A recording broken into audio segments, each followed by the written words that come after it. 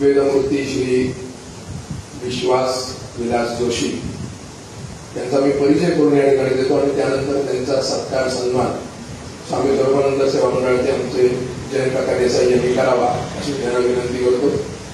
त्यांचं पूर्ण नाव आहे वेदमूर्ती श्री विश्वास विलास जोशी. त्यांचं याज्ञिकीचं शिक्षण राजापूर वेद पाठशाळेमध्ये वेदमूर्ती खेर गुरुजी यांच्याकडे झालेलं आहे. याज्ञिकीच्या 3 परीक्षा त्यांच्या झालेल्या आहेत आणि रत्नागिरी आणि परिसर पंचक्रोशीमध्ये जेवढे म्हणून काही बोटावर मोजण्यामुळे आपले विद्वत ब्राह्मण आहेत, जाणकार ब्राह्मण आहेत अनेक जुन्या गोष्टींमध्ये, त्याच्यामध्ये ते एक आहे. आणि आपल्या सगळ्यांचा एक जिव्हाळ्याचा विषय आहे श्राद्ध, की आता पितृपंधरवड्या चालू आहे आणि भावे काका मी आमचे राजू जोशी यांचं काही ना काहीतरी चर्चा चालू असतात की मग काहीतरी एक वेगळा विषय घेऊया. मग हा एक जिव्हाळ्याचा विषय आहे की श्राद्ध, त्याच्याबद्दल अनेक काही श्रद्धा, अंधश्रद्धा, संकल्पना, काही रूढी परंपरा अशा अनेक गोष्टी आहेत की मग नेमकेपणानं काय, का करावं, कशासाठी करावं, ते कितपत सत्य आहे किंवा काय आहे, अशा अनुषंगाने हा एक विचार मांडावा. म्हणून आजचा आपला व्याख्यानाचा विषय सुद्धा असाच आहे की श्राद्ध एक विचार. आणि एक महत्वाची गोष्ट मी मुद्दामून नमूद करेन की आतापर्यंत विश्वजोशींनी कधी कुठे प्रवचनच केलेलं नाही, पण मी त्यांना भरीला पाडलं की नाही तुम्हाला हा विषय तुम्हालाच मांडायचा. मला म्हणजे मी तुला सगळी माहिती देतो, तू विषय मांड. म्हटलं मी विषय मांडली म्हणून कोणी शंका विचारली तर मी काही शंका निरसन करू शकत नाही तुमच्यासारखं, कारण शेवटी माझा थिअरॉटिकल जॉब आहे, तुमचा प्रॅक्टिकल जॉब आहे, म्हणून तुम्ही माझ्यापेक्षा जास्त चांगल्या प्रकारे सांगाल. अशा प्रकारे श्री विश्वाजी जोशी प्रथमतः या ठिकाणी प्रवचन करणार, त्यामुळे मी त्यांच्या ठिकाणी स्वागत करतो प्रवचनासाठी, म्हणून कारण रत्नागिरी राज्याने चांगला प्रवचन करायचं. आणि मी जयंत काकांना विनंती करतो की त्यांनी त्यांचा या ठिकाणी स्वागत आणि सन्मान करावा. शाल, श्रीफळ आणि पुष्पगुच्छ स्वामींचा प्रसाद देऊन या ठिकाणी विश्वाजी जोशींचा सन्मान होत आहे.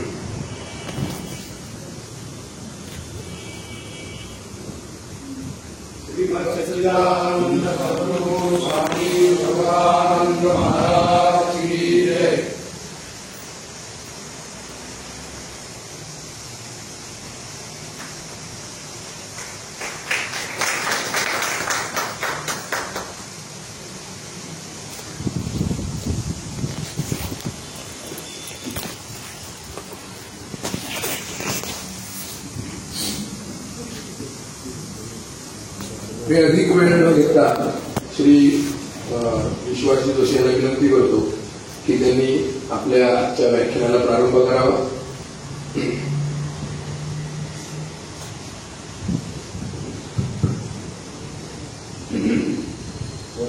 महाकाय सूर्यकोटि समप्रभ निर्विघ्नं कुरु मे देव सर्वकार्येषु सर्वदा. गुरुर्ब्रह्मा गुरुर्विष्णुः गुरुर्देवो महेश्वरः गुरु साक्षात् परब्रह्म तस्मै श्री गुरवे नमः.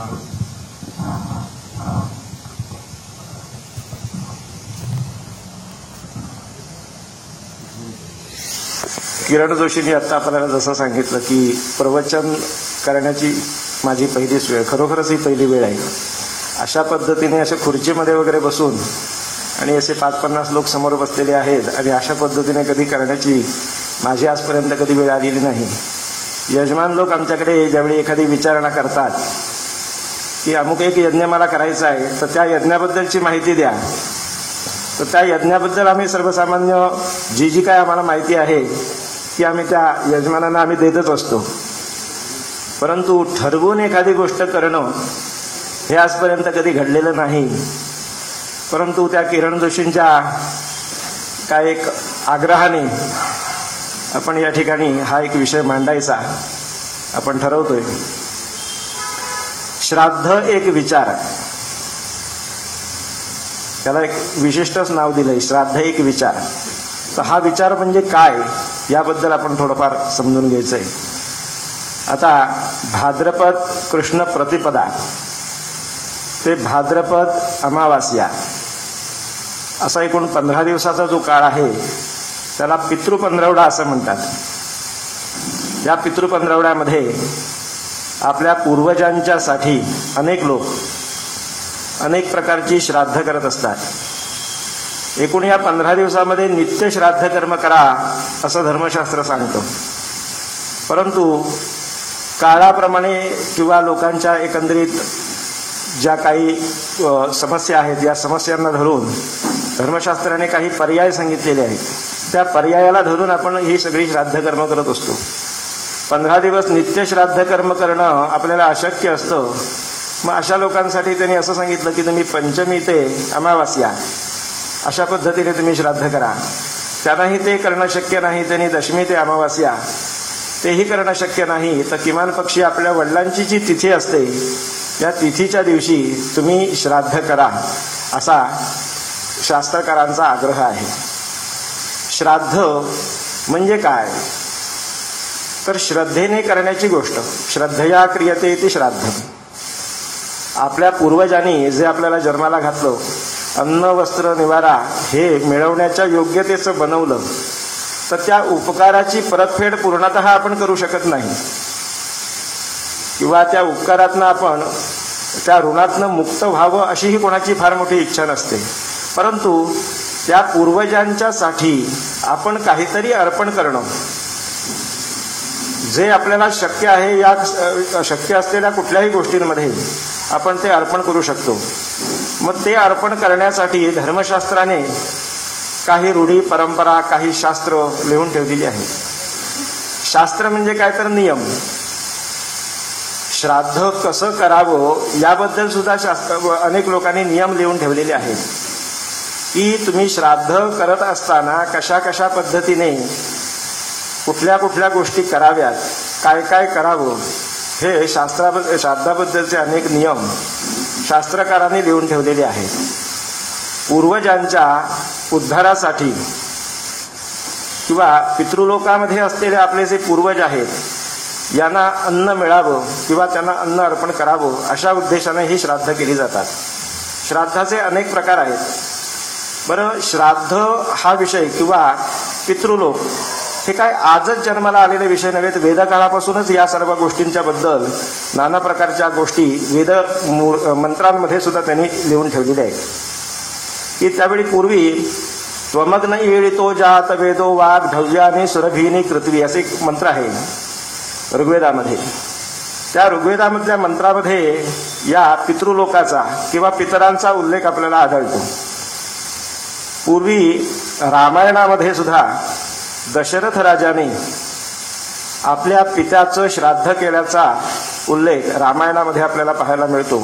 त्यावेळी सीतामाईंना प्रत्यक्ष त्या पितृस्थानी बसलेल्या ब्राह्मणाच्या मध्ये आपल्या सासऱ्याचं म्हणजे दशरथ राजांचं दर्शन घडलं असाही त्या रामायणामध्ये उल्लेख आहे. इतिहास ग्रंथांमध्ये आपण जर बघायला गेलं तर महाभारतामध्ये भीष्माने शंतनू म्हणजे त्याचे वडील जे शंतनू होते यांचं श्राद्ध करत असताना पिंड अर्पण करताना दर्भामधून शंतनू राजाने आपला हात वरती काढल्याचे काही पुरावे महाभारत ग्रंथांमध्ये सुद्धा आपल्याला पाहायला मिळतात. थोडक्यात काय, तर पूर्वीपासच म्हणजे ह्या सगळ्या वेदकाळापासून चालत आलेला विषय आहे. तर ह्या सगळ्या पूर्वजांनी ठरवून घेतलेल्या ज्या गोष्टी आहेत ह्या सगळ्या आपण जर त्यांच्यावरती श्रद्धा ठेवून आणि आपल्या पूर्वजांवरती श्रद्धा ठेवून आपण जर केल्या तर त्या पितृलोकामध्ये असलेल्या आपल्या पितरांना त्या निश्चितच प्राप्त होतात. आपण पुत्र म्हणून ज्यावेळी जन्माला येतो त्यावेळी पुत्राची काही कृत्य त्यांनी सांगितलेली आहेत. म्हणजे पुत्र नेमकं कोणाला म्हणावं तर त्याच्याबद्दल काही श्लोक आहेत. जीवतो वाक्य करणात मुर्दे भूरी भोजनात मृता है भूरी भोजनात गयायाम पिंडदानाच त्रिभिः पुत्रस्य पुत्रता. जिवंत असताना आपल्या आई वडिलांची सेवा करणं, मृत अवस्थेमध्ये गेल्यानंतर नित्य त्यांच्याबद्दलचं श्राद्ध कर्म जे आहे ते करणं आणि गया क्षेत्रावरती जाऊन एकदा तरी पिंडदान करणं हे उत्तम पुत्राचं लक्षण सांगितलेलं आहे. पुत्र म्हणून किंवा पुत्र ऋणातून त्याला मुक्त व्हायचं असेल अंशतः तर या गोष्टी त्याने नित्य करायलाच हव्यात. श्राद्धाचे अनेक प्रकार सांगितलेले आहेत. एकूण वर्षामध्ये श्राद्ध आपण किती करायची असतात, तर 96 श्राद्धम, 96 प्रकारची श्राद्ध सांगितलेली आहेत. बरं, आत्ताच्या युगाप्रमाणे विचार करता सांवत्सरिक श्राद्ध सुद्धा आपण पर्यायाने करतो. पर्यायाने म्हणजे कसं, पिंडदान त्यांनी मुख्य प्रकार सांगितलेला आहे की पिंडदान पद्धतीने तुम्ही श्राद्ध करा. मग पिंडदान पद्धतीने आपल्याला श्राद्ध करणं आत्ताच्या या व्यावहारिक जगात काही लोकांची इतकी कामांची गडबड असते की त्यांना ते शक्य होत नाही. म्हणून आपण काय करतो, ब्रह्मार्पण विधीने करतो. ब्रह्मार्पण करणं सुद्धा काही लोकांना शक्य होत नाही, म्हणून हिरण्यद्वारा नुसतं संकल्प करून तर्पण करून श्राद्ध करतो. येणं ते न कुठल्याही कारणाने आपण पूर्वजांची आठवण तर करतो, परंतु शास्त्रामध्ये जे सांगितलेलं आहे पिंडदान करूनच श्राद्ध करा, तर त्या गोष्टीपासून हळूहळू आता आपण लांब जायला सुरुवात केलेली आहे. तर ते जास्तीत जास्त आपण करणं हे आपलं कर्तव्य आहे असं समजून करावं. की श्रद्धा आपली आहे, आपल्या पूर्वजांवर आपली श्रद्धा आहे किंवा त्यांना ते अन्न मिळावं अशी ही आपली इच्छा आहे. परंतु आपण असं म्हणतो की आमच्याकडे आत्ता वेळ नाही किंवा आम्हाला आत्ता ते करणं अशक्य आहे. एक उदाहरण असं सांगतो तुम्हाला. गोंदवलेकर महाराजांच्या चरित्रामध्ये महाराजांना एकाने सांगितलं की तुम्ही राम राम जे म्हणता ते राम म्हणायला आम्हाला वेळ नाही, तुमचा राम तुमच्याकडेच राहू दे, आम्हाला तुमचा राम म्हणायला वेळ नाही. महाराजांना दुःख झालं. महाराज म्हणाले, अरे तुम्ही असं करू नका, माझ्या रामाला विसरू नका, तुम्ही रामाचं नाव घ्या. ते म्हणाले आम्हाला वेळ नाही. ते म्हणाले, अरे तुम्हाला उलटी जुलाब सुरू झाले तर तुम्ही तुमचं ते सगळं काम बाजूला ठेवून ते सगळं करता की नाही? मग जुलाबाला जेवढा तुम्ही वेळ देता तेवढा तरी माझ्या रामाला तुम्ही वेळ द्या. तसं हे जे आपले पूर्वज आहेत, ज्यांनी आपला उद्धार केला, ज्यांच्यामुळे आपण या पृथ्वीवरती अन्न वस्त्र निवारा हे करण्याच्या योग्यतेचं आपण बनलो, अशा लोकांसाठी 1 तास 2 तास वेळ काढायला आपल्याला काहीच हरकत नाही. म्हणजे पुत्र म्हणून आपलं जीवन सार्थकी होईल. बरं, अनेक प्रकारची जी श्राद्ध सांगितली आहेत, मगाशी तुम्हाला सांगितलं की 96 श्राद्ध, तर ही 96 श्राद्ध करणं प्रत्येकाला काही शक्य होतं असं नाही. मग ज्याला ज्या ज्या पद्धतीने शक्य होईल त्या त्या पद्धतीने त्याने आपल्या आपल्या पितरांसाठी पूर्वजांसाठी काहीतरी श्राद्ध या विषयातल्या सगळ्या गोष्टी करायला काहीच हरकत नाही. कारण पूर्वी असं म्हटलं गेलंय की श्राद्धामध्ये जे आपण अन्न अर्पण करतो ते जे अन्न आहे हे त्या त्या स्वरूपामध्ये, म्हणजे ज्या ज्या स्वरूपामध्ये आपले पितर आहेत त्या त्या स्वरूपामध्ये त्यांना ते प्राप्त होतं. त्याच्याबद्दलचे काही श्लोक सुद्धा आहेत की ते कसं कसं कोणाकोणाला कशा पद्धतीने मिळतं. जर आपले पितर पूर्वज जर स्वर्गलोकी असतील तर आपण दिलेलं जे अन्न आहे हे त्यांना अमृत रूपाने प्राप्त होतं. आपले पितर जर स्वर्गामध्ये असतील तर ते अन्न त्यांना अमृत रूपाने प्राप्त होतं. जर आपले पितर कुठल्या कारणास्तव गंधर्व योनीमध्ये जर गेलेले असतील तर भोगरूपाने त्यांना ते अन्न प्राप्त होतं. जर आपले पितर पशुरूपामध्ये असतील तर गवत रूपाने त्यांना ते अन्न प्राप्त होतं. जर ते राक्षस योनीमध्ये जर गेलेले असतील तर रुधिर किंवा आपण त्याला मांस म्हणू, मांस रूपाने त्यांना ते अन्न म्हणून प्राप्त होतं. पिशाच योनीमध्ये जर गेलेले असतील तर रक्त रूपाने त्यांना ते अन्न प्राप्त होतं. परंतु आपण दिलेलं जे अन्न आहे हे 100% आपल्या पूर्वजांपर्यंत जाऊन पोचतं.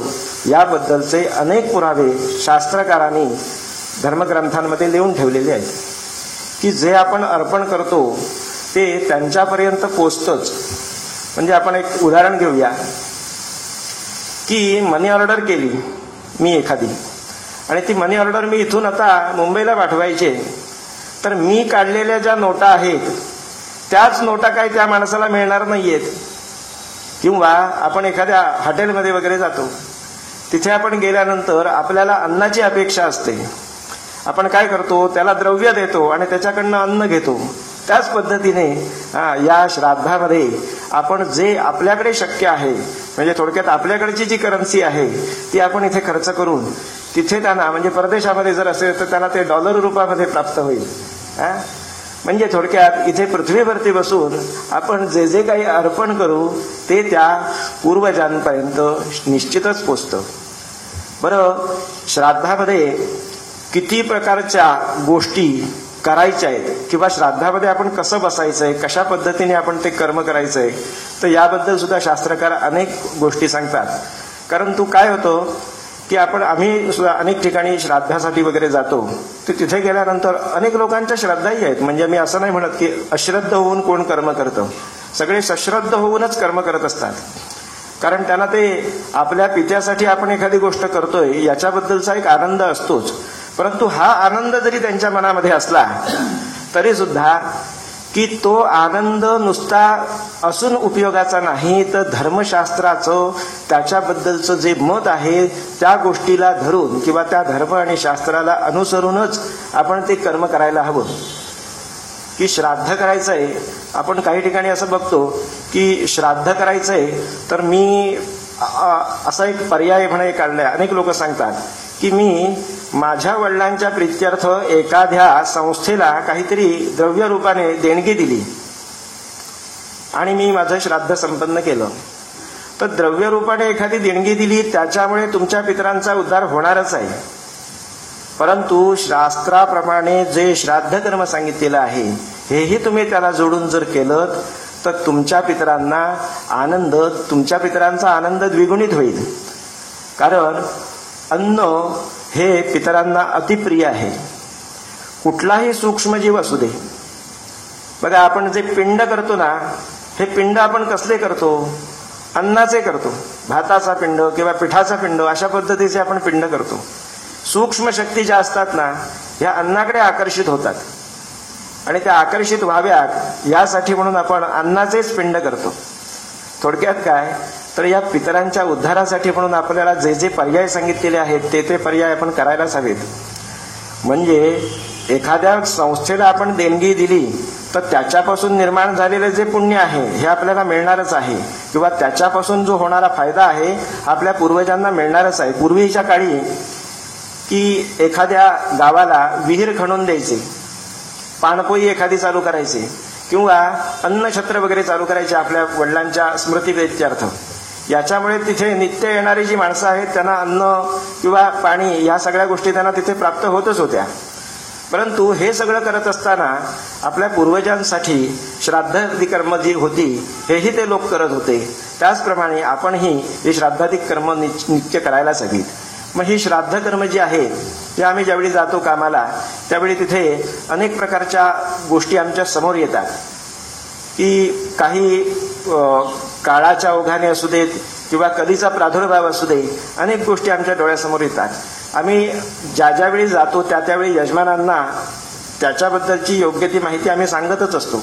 परंतु श्राद्धामध्ये म्हणजे आपण अगदी आपलं वस्त्र कुठलं असायला हवं इथपासून आपण जर विचार केला तर श्राद्धाची सुरुवातच त्यांनी असं केलंय की धृतशुक्ल वस्त्रोपवस्त्र. हा शुक्ल वस्त्र म्हणजे श्राद्धाला आपण नेहमी ज्यावेळी बसतो त्यावेळी कुठलाही पितांबर वगैरे असं नेसायची आवश्यकता नाही. शुक्ल वस्त्र म्हणजे पांढरं वस्त्र जे पितरांना प्रिय आहे ते पांढरं वस्त्र नेसूनच आपण श्राद्ध कर्माला नेहमी बसावं. श्राद्धाच्या आदल्या दिवशी आणि श्राद्धाच्या दिवशी जमेल तितकं उपोषण ब्रह्मचर्य आपण पालन करावं आणि नंतर आपण ह्या श्राद्ध कर्माला सुरुवात करावी.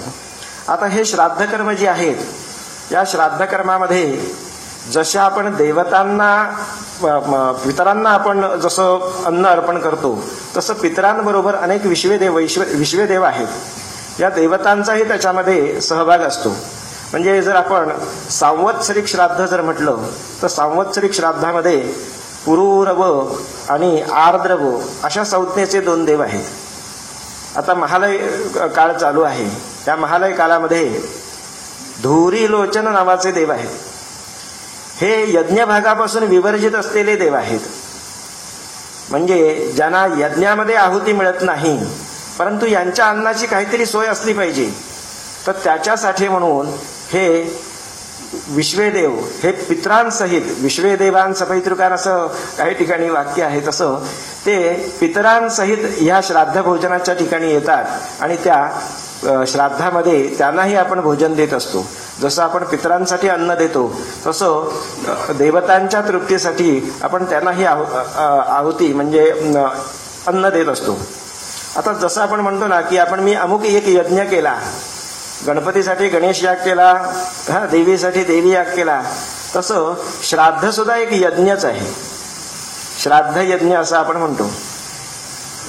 आता हा जर यज्ञ म्हटला तर या यज्ञामध्ये आपण काय करतो तर आपण ब्राह्मणांना निमंत्रित करतो आणि ब्राह्मणांना आपण भोजन घालतो. ब्राह्मणांनी भोजन केलं की त्यांच्या जठराग्नीमध्ये तो अन्न जो आहे ते आपण त्यांच्या जठराग्नीमध्ये घालतो आणि त्या जठराग्नीपासून निर्माण झालेला जो वायू आहे तो सूर्यमंडलात जाऊन पोचतो आणि तो सूर्यमंडलातला वायू आपल्या पितरांपर्यंत जाऊन पोचून त्या अन्नाची व्यवस्था सूर्यमंडलातून होते. कारण यज्ञाची सूत्रच तशी आहेत की यज्ञ आपण ज्यावेळी करतो त्यावेळी यज्ञामध्ये जी आहुती घालतो ती आहुती वायू रूपाने सूर्यापर्यंत जाते. म्हणजे आपण एखाद्या देवतेसाठी आहुती जर घातली तर ती आहुती आपण देवतांसाठी जरी घातली तरी ती देवता प्रत्यक्ष रीतीने तिथे स्वीकारायला येत नाही. ती कुठल्या तरी माध्यमातून त्या देवतेपर्यंत जाऊन पोचते. ते माध्यम कुठलं तर त्यातलं प्रथम माध्यम म्हणजे अग्नी. अग्नीमध्ये आहुती घातल्यानंतर ती अग्नी तो आहुती ग्रहण करतो, त्याचं भस्म करतो, ती वायू रूपाने सूर्यापर्यंत नेऊन पोचवतो. आणि सूर्य हा जगाचा आत्मा सांगितलेला आहे सौर सूक्तामध्ये. सूर्य आत्मा जगत असतशश्चा. सूर्य हा जगाचा आत्मा सांगितलेला आहे. कारण सूर्य जर उगवायचा बंद झाला तर काय काय होऊ शकतं याच्याबद्दलची कल्पना आपल्या सगळ्यांना आहेच. त्यामुळे सूर्यापर्यंत ती आहुती जाऊन पोचते आणि ती आहुती सूर्य त्या देवतांपर्यंत पोचवतो. तसंच श्राद्धामध्ये जे आपण ब्राह्मण निमंत्रित करतो त्या ब्राह्मणांना जे आपण अन्न देतो त्या अन्नाने त्यांचा जठराग्नी हा प्रदीप्त झालेला जठराग्नी जो असतो तो संतुष्ट होतो आणि त्या अग्नीच्या माध्यमातून ती आहुती सूर्यापर्यंत जाते आणि सूर्य आपल्या पितरांपर्यंत नेऊन ते पोचवतो. आता हा जो महालयाचा काळ चालू आहे या महालयाच्या काळामध्ये कन्या राशीमध्ये सूर्य आहे. कन्या राशीमध्ये सूर्य आहे म्हणजे काय तर पृथ्वी, चंद्र, पितृलोक आणि सूर्य हे फार जवळ आलेले असतात एकमेकांच्या. आता हा पितृलोक आपण जे म्हणतो हा पितृलोक नेमका आहे कुठे तर पूर्वज असं सांगतात की काही ग्रंथांमध्ये त्याच्याबद्दलचे लिखाण आहे की हा पितृलोक हा चंद्रलोकाच्या काही अंश वरती आहे आणि तो चंद्रलोकाला लागूनच आहे.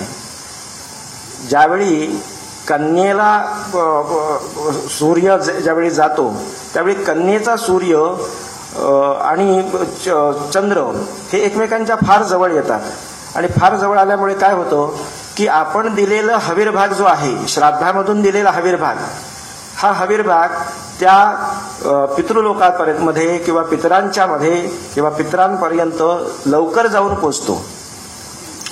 महाभारतामध्ये या पितृलोकाचा एक उल्लेख असा केलेला आहे की कन्या राशीमध्ये ज्यावेळी सूर्य असतो त्यावेळी पितृलोक हा शून्य असतो. म्हणजे काय तर तिथे पितरांच्या कुठल्याही प्रकारच्या गोष्टी शिल्लक नसतात किंवा तिथे पितर नसतात पितृलोकामध्ये. मग हे पितर जातात कुठे तर पितर जे आहेत ते सगळे पृथ्वीवरती आपल्या वंशजांकडे आलेले असतात. इतक्या जवळ पृथ्वी, सूर्य, चंद्र किंवा पितृलोक एकमेकांच्या जवळ आलेले असतात. दुसऱ्या एका ग्रंथामध्ये असं म्हटलंय की ज्यावेळी कन्या राशीमध्ये सूर्य असतो त्यावेळी पितरांची माध्यान्ह चालू असते. म्हणजे आपण म्हणतो ना की भोजन घेण्याचा जो योग्य समय ती माध्यान्ह या कन्या राशीमध्ये सूर्य असताना असते. त्यामुळे त्या काळामध्ये आपण जर त्या पितरांना अन्न दिलं तर त्या अन्नाने ते लवकर संतुष्ट होतात. त्याचे पर्याय सुद्धा अनेक लोक म्हणतात की आपण श्राद्धाला काही पर्याय आहे का की आपण हे श्राद्ध करणं मला शक्य नाहीये किंवा त्याला काही पर्याय आहे का तर त्याला पर्याय त्यांनी दिलेले आहेत परंतु ते पर्याय हे मूळ आहेत असं समजून आपण आता करायला लागतो. की श्राद्धाचे जे पर्याय आहेत की ज्याला खरोखर करणं अशक्य आहे, जो अशक्त आहे, आजारी आहे, ज्याला हे करणं शक्य नाही, या लोकांसाठी म्हणून ते पर्याय काढलेले आहेत. की एखाद्या माणसाला पूर्णतः पिंडदान करणं अशक्य आहे तर त्या माणसाने नुसतं हिरण्यद्वारा श्राद्ध करावं, ब्रह्मार्पण विधीने श्राद्ध करावं. ब्राह्मण जर आपल्याला उपलब्ध होत नसतील तर त्यांच्या ठिकाणी दर्भाचे ब्राह्मण करावेत आणि त्यांच्यासाठी अन्न अर्पण करावं. तेही करणं आपल्याला शक्य नाही तर अन्न संपूर्ण तयार करावं, गाईला ग्रास घालावा, कावळ्यासाठी अन्न ठेवावं. असे अनेक प्रकार श्राद्धाचे सांगितलेले आहेत. आणि खरोखर एखाद्याकडे कुठल्याही प्रकारची संपत्ती नाही, अगदी पूर्ण दरिद्री असलेला मनुष्य, याच्यासाठी ही शास्त्रकारांनी काही पर्याय सांगितलेले आहेत. आपल्याला थोडेसे हास्यास्पद वाटतील, परंतु त्यानेही असं सांगितलंय शास्त्रकारांनी की ज्याला खरोखर एखादी गोष्ट करणं खरंच शक्य नाही आणि त्याच्या मनामध्ये ती गोष्ट करायची आहे तर त्याने फक्त एका अरण्यामध्ये जाऊन दक्षिण दिशेला तोंड करावं, दोन्ही हात वरती करावेत आणि आपल्या पूर्वजांना प्रार्थना करावी की तुमची श्राद्धाधिक कर्म करण्याची योग्यता किंवा ती शक्ती माझ्याकडे नाही, तर मी दिलेलं एक थेंबर काय, आपण पळीभर पाणी जे सोडू, या पाण्याने तुम्ही संतुष्ट व्हा, असं म्हटल्यानंतर सुद्धा पितर आपले संतुष्ट होतात. दैवता असू दे किंवा पितर असू देत, आपण अगदी थोडं जरी दिलं तरी त्या थोड्या गोष्टीने ते संतुष्ट होत असतात. त्यामुळे पूर्वजांच्या उद्धारासाठी श्राद्धाधिक कर्म ही आपण नित्यनैमित्तिक करायलाच हवीत आणि ही कर्म केल्यामुळे आपला आणि आपल्या संपूर्ण वंशाचा आपण उद्धार करून घ्यायचा असतो. आता श्राद्ध या विषयावरती आता आपण इथे चर्चा करतोय, कारण कसं आहे की श्राद्ध नुसता प्रयोगच सांगायचा झाला तरी 2-3 तास जातील. नुसता प्रयोग की कसं करायचं असतो, त्याच्यामध्ये कुठल्या कुठल्या प्रकारच्या गोष्टी येतात, अशा अनेक प्रकारच्या गोष्टी आपण या ठिकाणी बोलू शकतो किंवा चर्चा करू शकतो. परंतु काय आहे की आत्ता तुम्ही ज्या पद्धतीने मी आत्ता बसलोय आणि तुम्ही माझ्याकडे हे करताय, तर हे मूक झालं, एका बाजूने झालं. की आपण म्हणतो ना की एका बाजूनेच नुसतं बोलणं चाललेलं आहे आणि त्याच्याबद्दलचा काहीतरी आपल्या मनामध्ये असलेल्या शंका कुशंका, या शंका कुशंकांना त्याच्यामध्ये काही वाव आहे की नाही, किंवा एखाद्या माणसाच्या मनामध्ये एखादी शंका असते की नेमकी हे श्राद्ध आहे, ह्या श्राद्धाबद्दलच्या अमुक अमुक एक गोष्टी आहेत, शंका आहेत, कुशंका आहेत, तर त्याचं समाधान आपल्याला करता येऊ शकतं की नाही. तर आपण मी हे माझं बोलणं चालू असताना एखाद्या माणसाच्या मनामध्ये त्याच क्षणी एखादी जर शंका आली किंवा एखाद्या गोष्ट जर आठवली किंवा त्याला वाटलं तर त्याबद्दलची सुद्धा सूचना तुम्ही मला केलीत किंवा सांगितलं की गुरुजी मला असं नाही, अशा पद्धतीची एक एखादी शंका आहे, तर या शंकेचं समाधान होऊ शकतं का, तर निश्चितच होऊ शकतं. तुमच्या मनामध्ये एखाद्या पद्धतीची शंका जर असेल तर ती शंका तुम्ही मला निश्चितच सांगा. म्हणजे माझ्या पद्धतीने किंवा माझ्याकडे जे ज्ञान आहे, या ज्ञानाच्या गणिताप्रमाणे जे काय आहे ज्ञान, त्याप्रमाणे मी तुम्हाला सांगण्याचा निश्चित प्रयत्न करीन.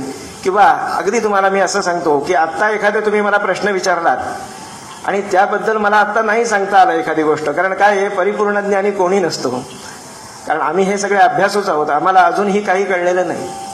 फक्त काय आहे की सर्वसामान्य माणसं आहेत, यांच्यामध्ये काही समज गैरसमज आहेत, हे समज गैरसमज दूर करावेत आणि जी धर्मकर्म जी आहेत, आपली जी कृत्य आहेत, ही उत्तम रीतीने व्हावीत, असाच त्याच्या मागचा उद्देश. नाही तर किरण जोशीने मला सांगितलं की तुम्ही अमुक गोष्ट करायची आहे, तर मी त्यांना चोख नाही म्हणून सांगू शकत होतो की नाही बाबा मला नाही जमणार, कारण असले मी विषय कधी केलेले नाहीत. जनरल मी बोलू शकतो पण अशा पद्धतीने नाही बोलू शकत, तर मी ते तसंही करू शकलो असतो. परंतु सर्वसामान्य किंवा सर्व लोकांच्यासाठी की काहीतरी आपण एखादं, जर आपल्याला माहिती असलेली माहिती आपण जर लोकांच्या समोर मांडली तर त्यांच्या मनामध्ये असलेल्या शंका कुशंका दूर व्हायला काहीच हरकत नाही. की अनेक प्रश्न असतात, श्राद्ध म्हणजे काय, सर्वसामान्य आपण प्रश्न एक घेऊया. श्राद्ध म्हणजे काय, तर श्रद्धेने करायची गोष्ट पूर्वजांसाठी, मग असे मी तुम्हाला सांगितलं, श्रद्धेने करायची गोष्ट पूर्वजांच्यासाठी आपण धर्मशास्त्राने सांगितल्याप्रमाणे ब्राह्मणांना निमंत्रित करून पिंडदानपूर्वक जे कर्म करतो त्याला श्राद्ध असं म्हणतात. त्यामुळे श्राद्ध ही संकल्पना अनेक लोकांना माहिती आहे. काही ठिकाणी आपण बघतो की श्राद्धाचे पर्याय निर्माण झालेले आहेत, तर त्या पर्याय जे आहेत त्या पर्यायांना धरून आपण एखादी गोष्ट केली तरी चांगली आहे, परंतु श्राद्ध कर्म हे आपण सोडून उपयोगाचं नाही. आता पितरांना उद्देशून म्हणजे ते श्राद्धक म्हणजे काय, तर इथे त्यांनी असा एक श्लोक म्हटला आहे, देशे काले च पात्रे च श्रद्धया विधिना च यत पितॄन् उद्दिश्य विप्रेभ्यो दत्ते श्राद्ध मुदा हतम. ब्रह्मांड पुराणामधला हा एक श्लोक आहे. तर देश काळ या सगळ्या गोष्टींचा योग्य पद्धतीने विचार करून जे विधिविधान सांगितलेलं आहे हे विधिविधानाचा योग्य पद्धतीने विचार करून ब्राह्मणांना निमंत्रित करून पिंडदानपूर्वक जे कर्म केलं जातं त्याला श्राद्ध अशी संज्ञा सांगितलेली आहे. बरं, अनेक ठिकाणी आपण असं म्हणतो की पुरुष ह्या सगळ्या गोष्टी करतात, तर स्त्रियांनी श्राद्ध करावं की नाही? कारण हा आता अनेक ठिकाणी प्रश्न निर्माण व्हायला सुरुवात झालेली आहे. कारण काय होतं, पूर्वी अनेक लोक म्हणजे पूर्वीच्या काळी एका माणसाला 10-10, 15-15 मुलं असायची. नंतर कालांतराने 7-8 मुलं तरी असायची.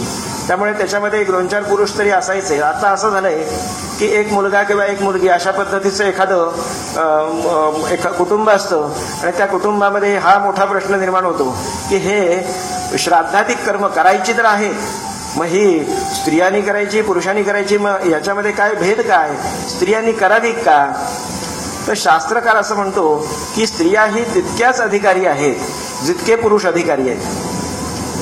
फक्त त्याच्याबद्दलच्या ज्या काही मर्यादा आहेत या मर्यादा पाळून किंवा त्याचे जे काही नियम आहेत हे नियम पाळून स्त्रियांनी श्राद्ध करायला काहीच हरकत नाही. आता मगाशी मी तुम्हाला सांगितलं की एकूण 96 प्रकारची श्राद्ध आहेत. माझ्या समोर एखादा विषय आलाय म्हणून तुम्हाला सांगतो की 96 प्रकारची श्राद्ध कुठली जी वर्षामध्ये आपण करतो आपल्याला सगळ्यांना परिचित असलेलीच आहेत. अमावास्या एकूण 12 येतात. प्रत्येक अमावास्येला श्राद्ध करा असं सांगितलेलं आहे. 12 अमावास्या, चतुर्युग युगांसाठी म्हणून 4 श्राद्ध सांगितलेली आहेत. 14 मन्वंतर, संक्रांती एकूण 12 येतात त्या 12, वैधृती 12, व्यतिपात 12, महालयामध्ये जसं मी मगाशी म्हटलो की प्रतिपदेपासून अमावास्येपर्यंत नित्य श्राद्ध सांगितलेलं आहे, रोज करा, ती एकूण 15, पहिली 5, अष्टके 5, अन्वष्टके 5 अशी एकूण 96 प्रकारची श्राद्ध माणसाने वर्षामध्ये करायची आहेत. आपल्याला माहिती असायला हवं एवढ्याच गोष्टीसाठी सांगतो. ही सगळी श्राद्ध करायची जरी झाली तर त्याबद्दलची योग्य जाणकार माणसाकडनंच माहिती घेऊन ती श्राद्ध करायला हवीत. फक्त आता हा श्राद्ध हा विषय आपला असल्या कारणाने मी आपल्यासमोर हा विषय मांडला की एकूण 96 प्रकारची श्राद्ध आहेत. तर 96 प्रकारची आता माझ्या परिचयात असलेले एक साळसकर म्हणून एक गुरुजी आहेत, त्यांच्याकडे आता हा उपक्रम चालू आहे. वर्षाची जी 96 श्राद्धाची आहेत ती आता 96 श्राद्ध त्यांनी करायला सुरुवात केलेली आहे. हे एकूण 96 प्रकारची श्राद्ध. त्याच्याबरोबर पार्वण श्राद्ध म्हणजे सांवत्सरिक श्राद्ध आपण जे करतो त्याला पार्वण श्राद्ध असं म्हणतात. पार्वण श्राद्ध म्हणजे वडील आजोबा पणजोबा असा तिघांना मिळून जे तयार होतं त्याला पार्वण अशी संज्ञा सांगितलेली आहे. वडील आजोबा आणि पणजोबा या 3 मिळून जे एक होतं त्याला पार्वण अशी संज्ञा सांगितलेली आहे. ते पार्वण श्राद्ध म्हणजे सांवत्सरिक श्राद्ध जे आपण वर्ष श्राद्ध वगैरे आपण जे म्हणतो त्याला पार्वण श्राद्ध म्हणायचं. एकोत्तिष्ठ श्राद्ध, एकोत्तिष्ठ श्राद्ध हे प्रेताला उद्देशून बऱ्याच वेळा केलं जातं. प्रेताला उद्देशून बऱ्याच वेळा केलं जातं. म्हणजे जिथपर्यंत सपिंडीकरण श्राद्ध होत नाही तिथपर्यंत प्रेतासाठी जी जी काही श्राद्ध केली जातात ती सगळी एकोत्तिष्ठ पद्धतीने केली जातात. म्हणजे एकाला उद्देशून केली जाणारी श्राद्ध. नंतर नांदी श्राद्ध. नांदी श्राद्ध म्हणजे काय तर शुभ कार्याच्या वेळी पूर्वजांचं स्मरण करण्यासाठी नांदी श्राद्ध नावाचं एक श्राद्ध सांगितलेलं आहे. ते नांदी श्राद्ध. नंतर सपिंडीकरण श्राद्ध म्हणजे प्रेतलोकातून पितृलोकाचा प्रवास जो आपण तो प्रेतात्मा जो करत असतो त्या प्रेतात्म्यासाठी पितृलोक त्याला प्राप्त व्हावा किंवा प्रेतत्वातनं त्याची मुक्तता व्हावी अशासाठी म्हणून आपण जे श्राद्ध करतो त्याला सपिंडीकरण श्राद्ध असं म्हणतात. आता ही सगळी जी श्राद्ध आहेत ही आपल्या पूर्वजांच्या उद्धारासाठी आपण करत असतो आणि त्या गोष्टीने त्या पूर्वजांचा त्यामुळे उद्धार सुद्धा होतच असतो. या सगळ्या गोष्टीचा आपल्याला त्रास होतोय. काय करूया, थांबूया की चालू जायचं? हा काय आहे, मला ना असं कधी असं पाठांतर करून काय आलेलं नाही. त्यामुळे काय आहे, हे सगळं चालू आहे म्हटल्यानंतर कधीतरी गाडी इकडनं तिकडे जाऊ शकते, हरकत नाही. एकोत्तिष्ठ श्राद्ध, मगाशी मी तुम्हाला जे सांगितलं की एकाला उद्देशून केलं जाणारं श्राद्ध. थांबू.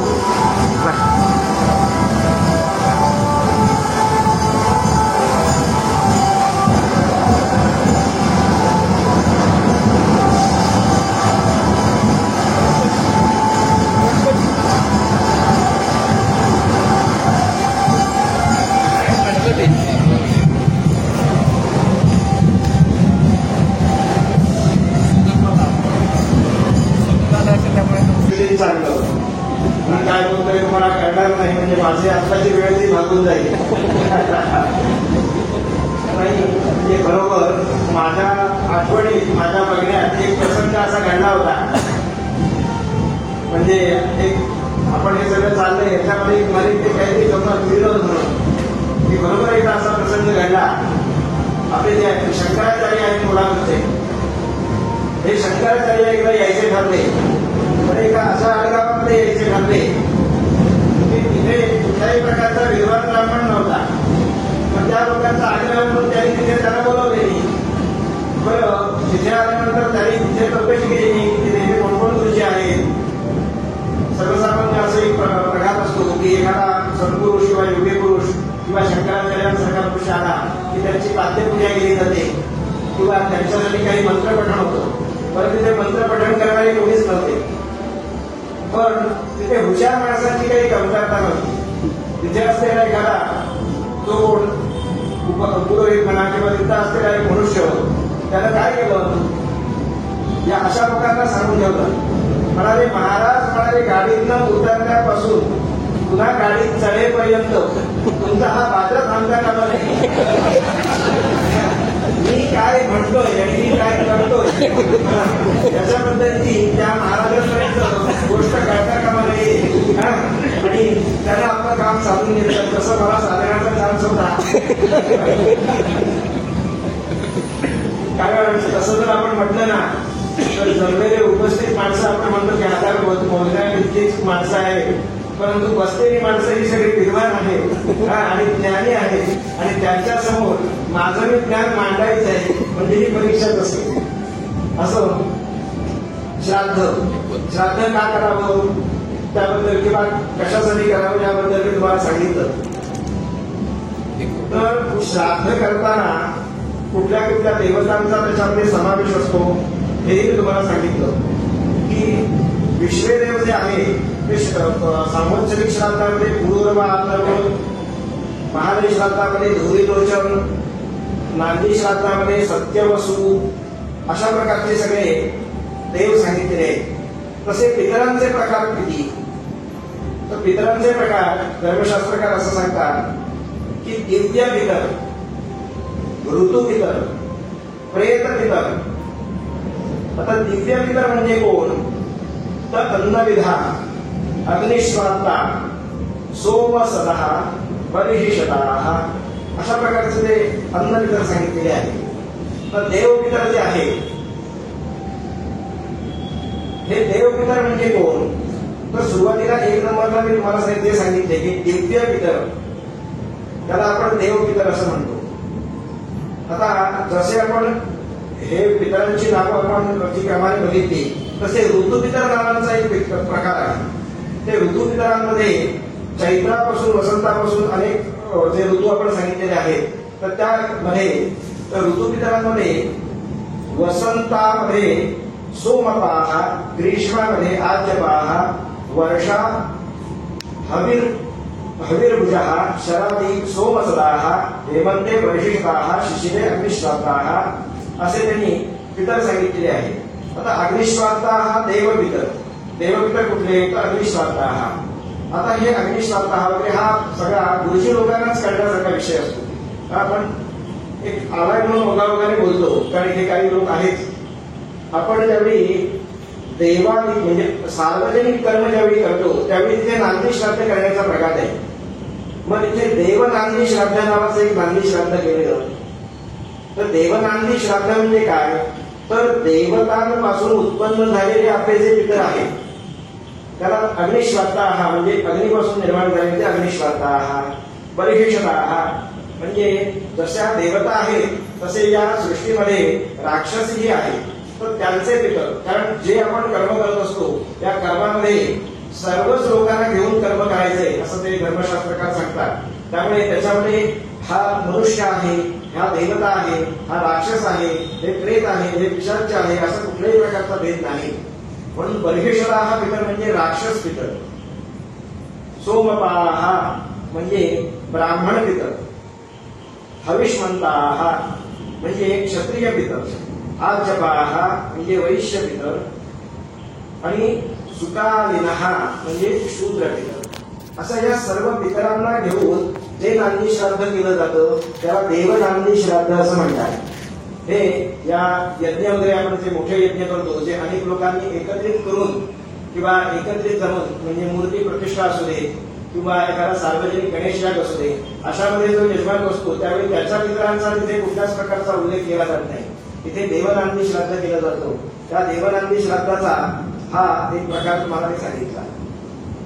आता श्राद्धामध्ये आपण प्रतिपदेपासून तर अमावास्येपर्यंत आता हा जो 15 दिवसाचा काळ आहे या काळामध्ये प्रतिपदेच्या दिवशी अनेक ठिकाणी आपण अंशुत म्हणजे अनवोच्छिष्ट श्राद्ध असं आपण ऐकतो की अमुक माणसाकडे एक अंशुत श्राद्ध आहे. ग्रामीण भाषेमध्ये त्याचा शब्द अंशुत, मूळ त्याचा शब्द असा आहे की अनवोच्छिष्ट श्राद्ध. दक्षिण भारतामध्ये काही ठिकाणी अनवोच्छिष्ट श्राद्ध हे पुरुषांसाठी करतात आणि भरणी श्राद्ध हे स्त्रियांसाठी करतात असा काही ठिकाणी प्रघात आहे. परंतु तसा लिखित पुरावा कुठेही नाही. त्यामुळे अनवोच्छिष्ट श्राद्ध हे स्त्री असू दे पुरुष असू दे दोघांसाठीही करता येऊ शकतं. तसंच भरणी श्राद्ध हे स्त्री पुरुष दोन्ही माणसांसाठी करता येऊ शकतं. ही दोनही गया श्राद्ध आहे. मगाशी मी जे एक पहिला श्लोक म्हटला गयाया पिंडदाने म्हणजे गया क्षेत्रावरती जाऊन पिंडदान केलं की तो पुत्र म्हणून योग्य ठरतो. मग सगळ्यांनाच गया क्षेत्रावरती जाणं शक्य आहे का, ते खरोखर वास्तविकरित्या आपण पाहायला जर गेलो तर प्रत्येकाला ते जाणं शक्य नाही. आणि हे शास्त्रकारांनाही माहिती आहे की गयेवरती प्रत्येक मनुष्य जाऊ शकत नाही, काही ना काही अडचणी असतात. मग अशा लोकांच्या पितरांचा उद्धार किंवा अशा लोकांचा उद्धार होऊच नये का, गयेवरतीच गेल्यानंतरच फक्त उद्धार व्हावा, बाकी ठिकाणी उद्धार होऊ नये का, तर त्यासाठी म्हणून भरणी नक्षत्राच्या दिवशी आपल्या पूर्वजांसाठी जर आपण श्राद्ध केलं तर गयेवर श्राद्ध केल्याचं आपल्याला पुण्य प्राप्त होतं. त्याला गया श्राद्ध असंच म्हटलं नाही, भरणी श्राद्ध. बरं, हे कृताकृत आहे म्हणजे एखाद्या व्यक्तीने जर केलेलं नाही म्हणून त्याच्यापासून कुठल्याही प्रकारचा दोष नाही, केलं तर त्याचा निश्चितच पूर्वजांना उपयोग होतो आणि त्याचा परिणाम पूर्वजांवरती होतो आणि त्यांच्या परलोक मार्गामध्ये त्या गोष्टीला निश्चितच त्याचा फायदा त्यांना होतो. आता श्राद्धामध्ये अनेक ठिकाणी आपण बघतो की पिंड हे, मला अनेक लोकांनी असं विचारलं की पिंड गुरुजी किती आकाराचे केवढे असायला हवे.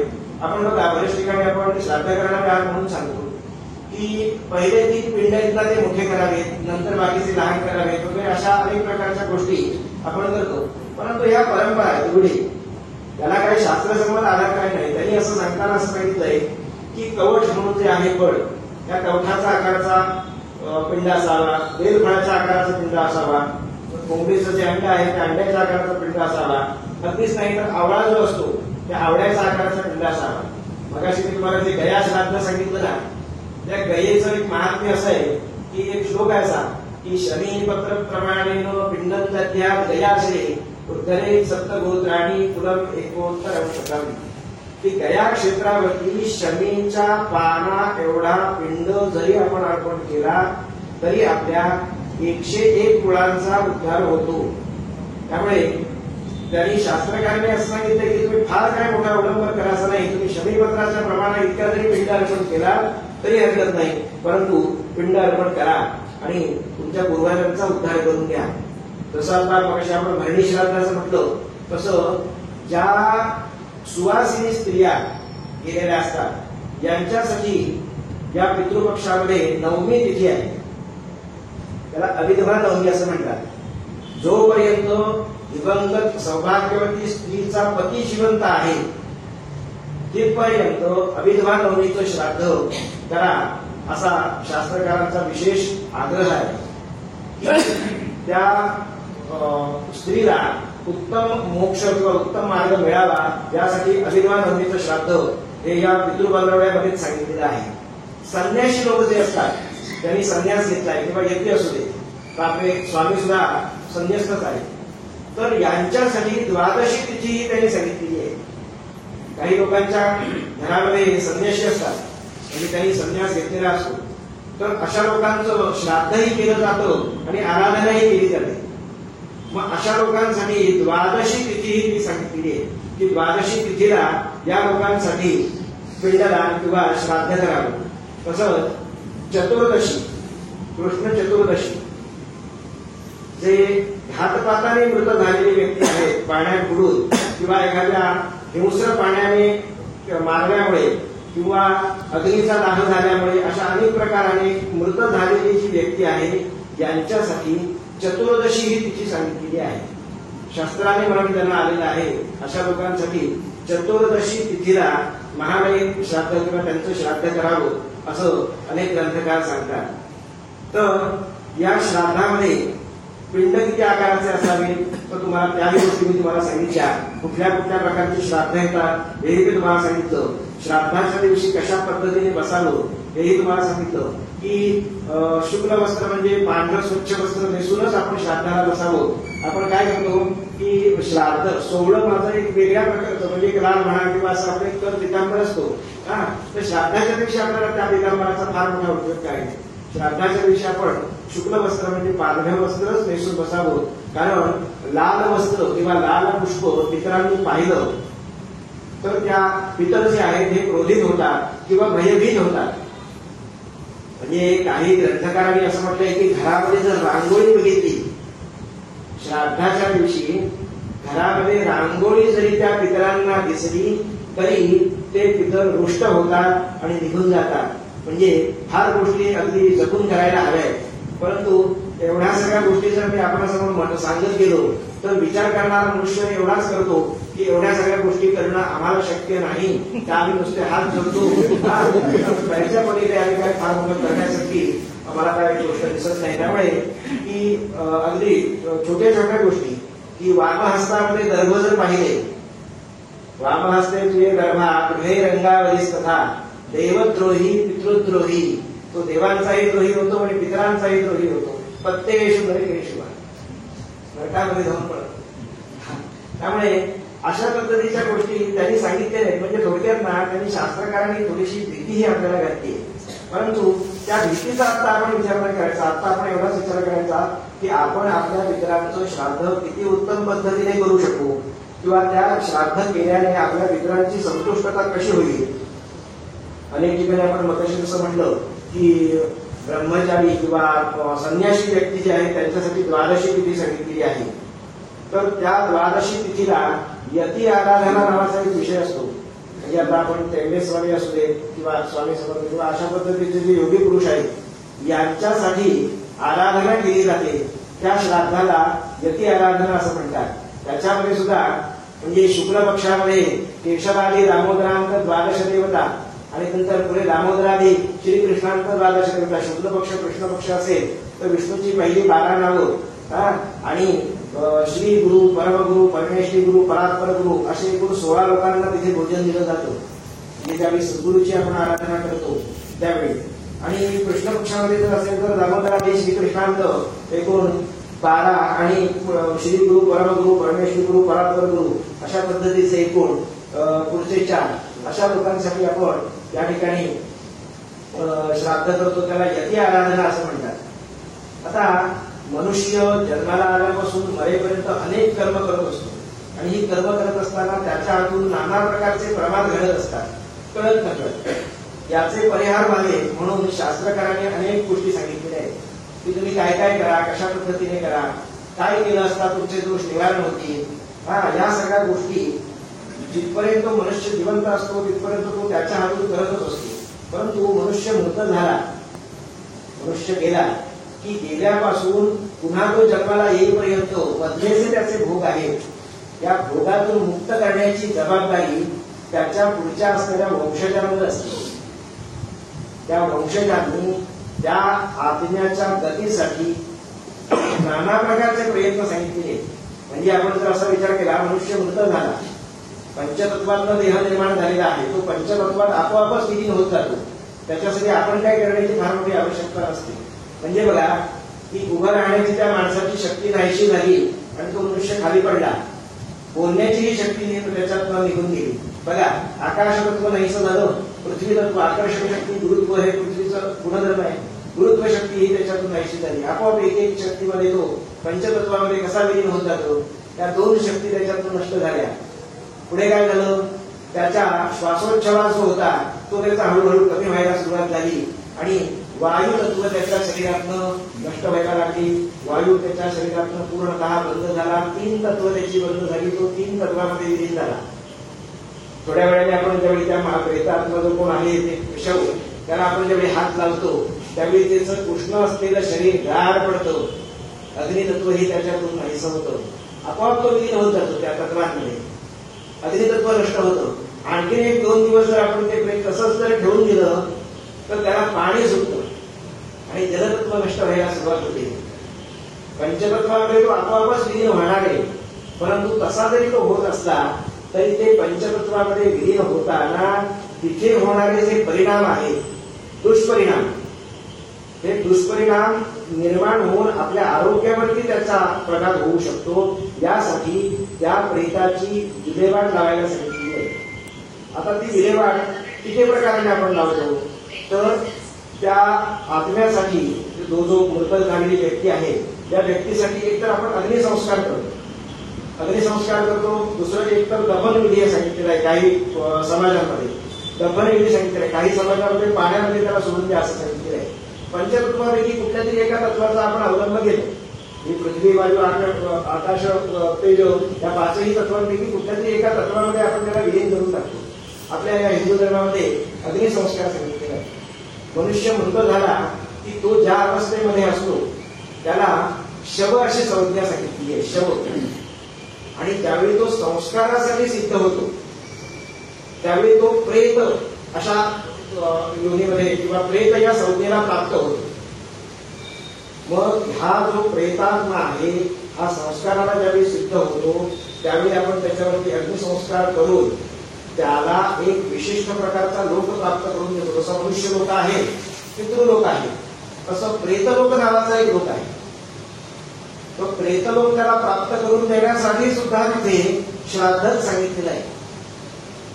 मनुष्य लोकात प्रेतलोक गमनार्थम, मनुष्य लोकातून प्रेतलोकामध्ये गमन करण्यासाठी पाथेय नावाचं श्राद्ध हे मनुष्य मृत झाल्यानंतर पहिल्यांदा केलं जातं. अनेक श्राद्धांची जशी सांगितली त्याच्यामध्ये पाथेय श्राद्ध हे मनुष्य मृत झाल्यानंतर प्रेतलोकातून पितृलोकामध्ये मनुष्य लोकातून प्रेतलोकामध्ये जाण्यासाठी पाथेय श्राद्ध केलं जातं. दुसरं श्राद्ध पाथेयच आहे ते प्रेतलोकातून पितृलोकामध्ये 12व्या दिवशी आपण करतो किंवा 13व्या दिवशी. मग प्रथम जे श्राद्ध केलं जातं मनुष्य मृत झाल्यापासूनच श्राद्धक्रमाला सुरुवात आहे. कारण त्यांनी असं सांगितलं की श्राद्धक्रम केल्याशिवाय तुम्हाला पर्याय नाही. कुठल्याही आत्म्याला गती तुम्ही श्राद्ध केल्याशिवाय मिळणार नाही. मग त्याची पद्धती वेगवेगळी आहे. तुम्हाला ज्या पद्धतीने शक्य होईल त्या पद्धतीने तुम्ही करा, परंतु तुम्ही श्राद्धकर्म करा. मनुष्य लोकातून प्रेतलोकात जाण्यासाठी प्रथम पाथेय श्राद्ध केलं जातं. मग त्यांना वस्तू प्राप्त व्हाव्या, एक एक वस्तू ज्या आहेत ज्या त्यांना प्राप्त व्हाव्या त्या प्रेतात्म्याला, म्हणून आपण नग्नप्रच्छादन नावाचं एक श्राद्ध आहे, त्यांना वस्त्र मिळावं यासाठी म्हणून. ते झाल्यानंतर अवयव पिंडदान सांगितले. अवयव पिंडदान म्हणजे तो देह नष्ट झालेला आहे परंतु त्याचा पितृलोकातला जो प्रवास आहे हा प्रवास करताना त्याला काहीतरी एक साधन हवं, एक शरीर हवं. त्यासाठी एक अंगुष्ठ मात्र देह त्याला मिळवून द्यायचा असतो. ज्यासाठी 10 दिवसापर्यंत आपण 10 जे पिंड देतो त्याला अवयव पिंडदान असं म्हणतात. म्हणजे काय, तर त्याला मस्तक प्राप्त व्हावं यासाठी एक पिंड देतो. शिरोवयवनिष्पत्त्यर्थपिंडम उपतिष्ठतां, म्हणजे त्याला मस्तक मिळतं. भुजवक्षग्रीव, म्हणजे असे सगळे मस्तकापासून अगदी पायापर्यंत संपूर्ण अवयव निर्माण व्हावे यासाठी पिंडदान सांगितलेले आहे.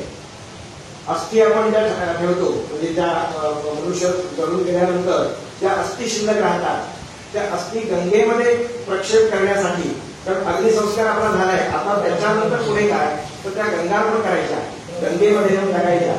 अशासाठी म्हणून आपण अस्थि संचय श्राद्ध किंवा अस्थींसाठी विशेष प्रकारचं तीर्थश्राद्ध अशा प्रकारचं एक श्राद्ध सांगितलेलं आहे, जे मनुष्य मृत झाल्यानंतर केलं जातं. ते झाल्यानंतर 10 दिवसापर्यंत 10 श्राद्ध सांगितली तुम्हाला की अवयव पिंडदान. 11व्या दिवशी एकोत्तिष्ठ नावाचं श्राद्ध केलं जातं.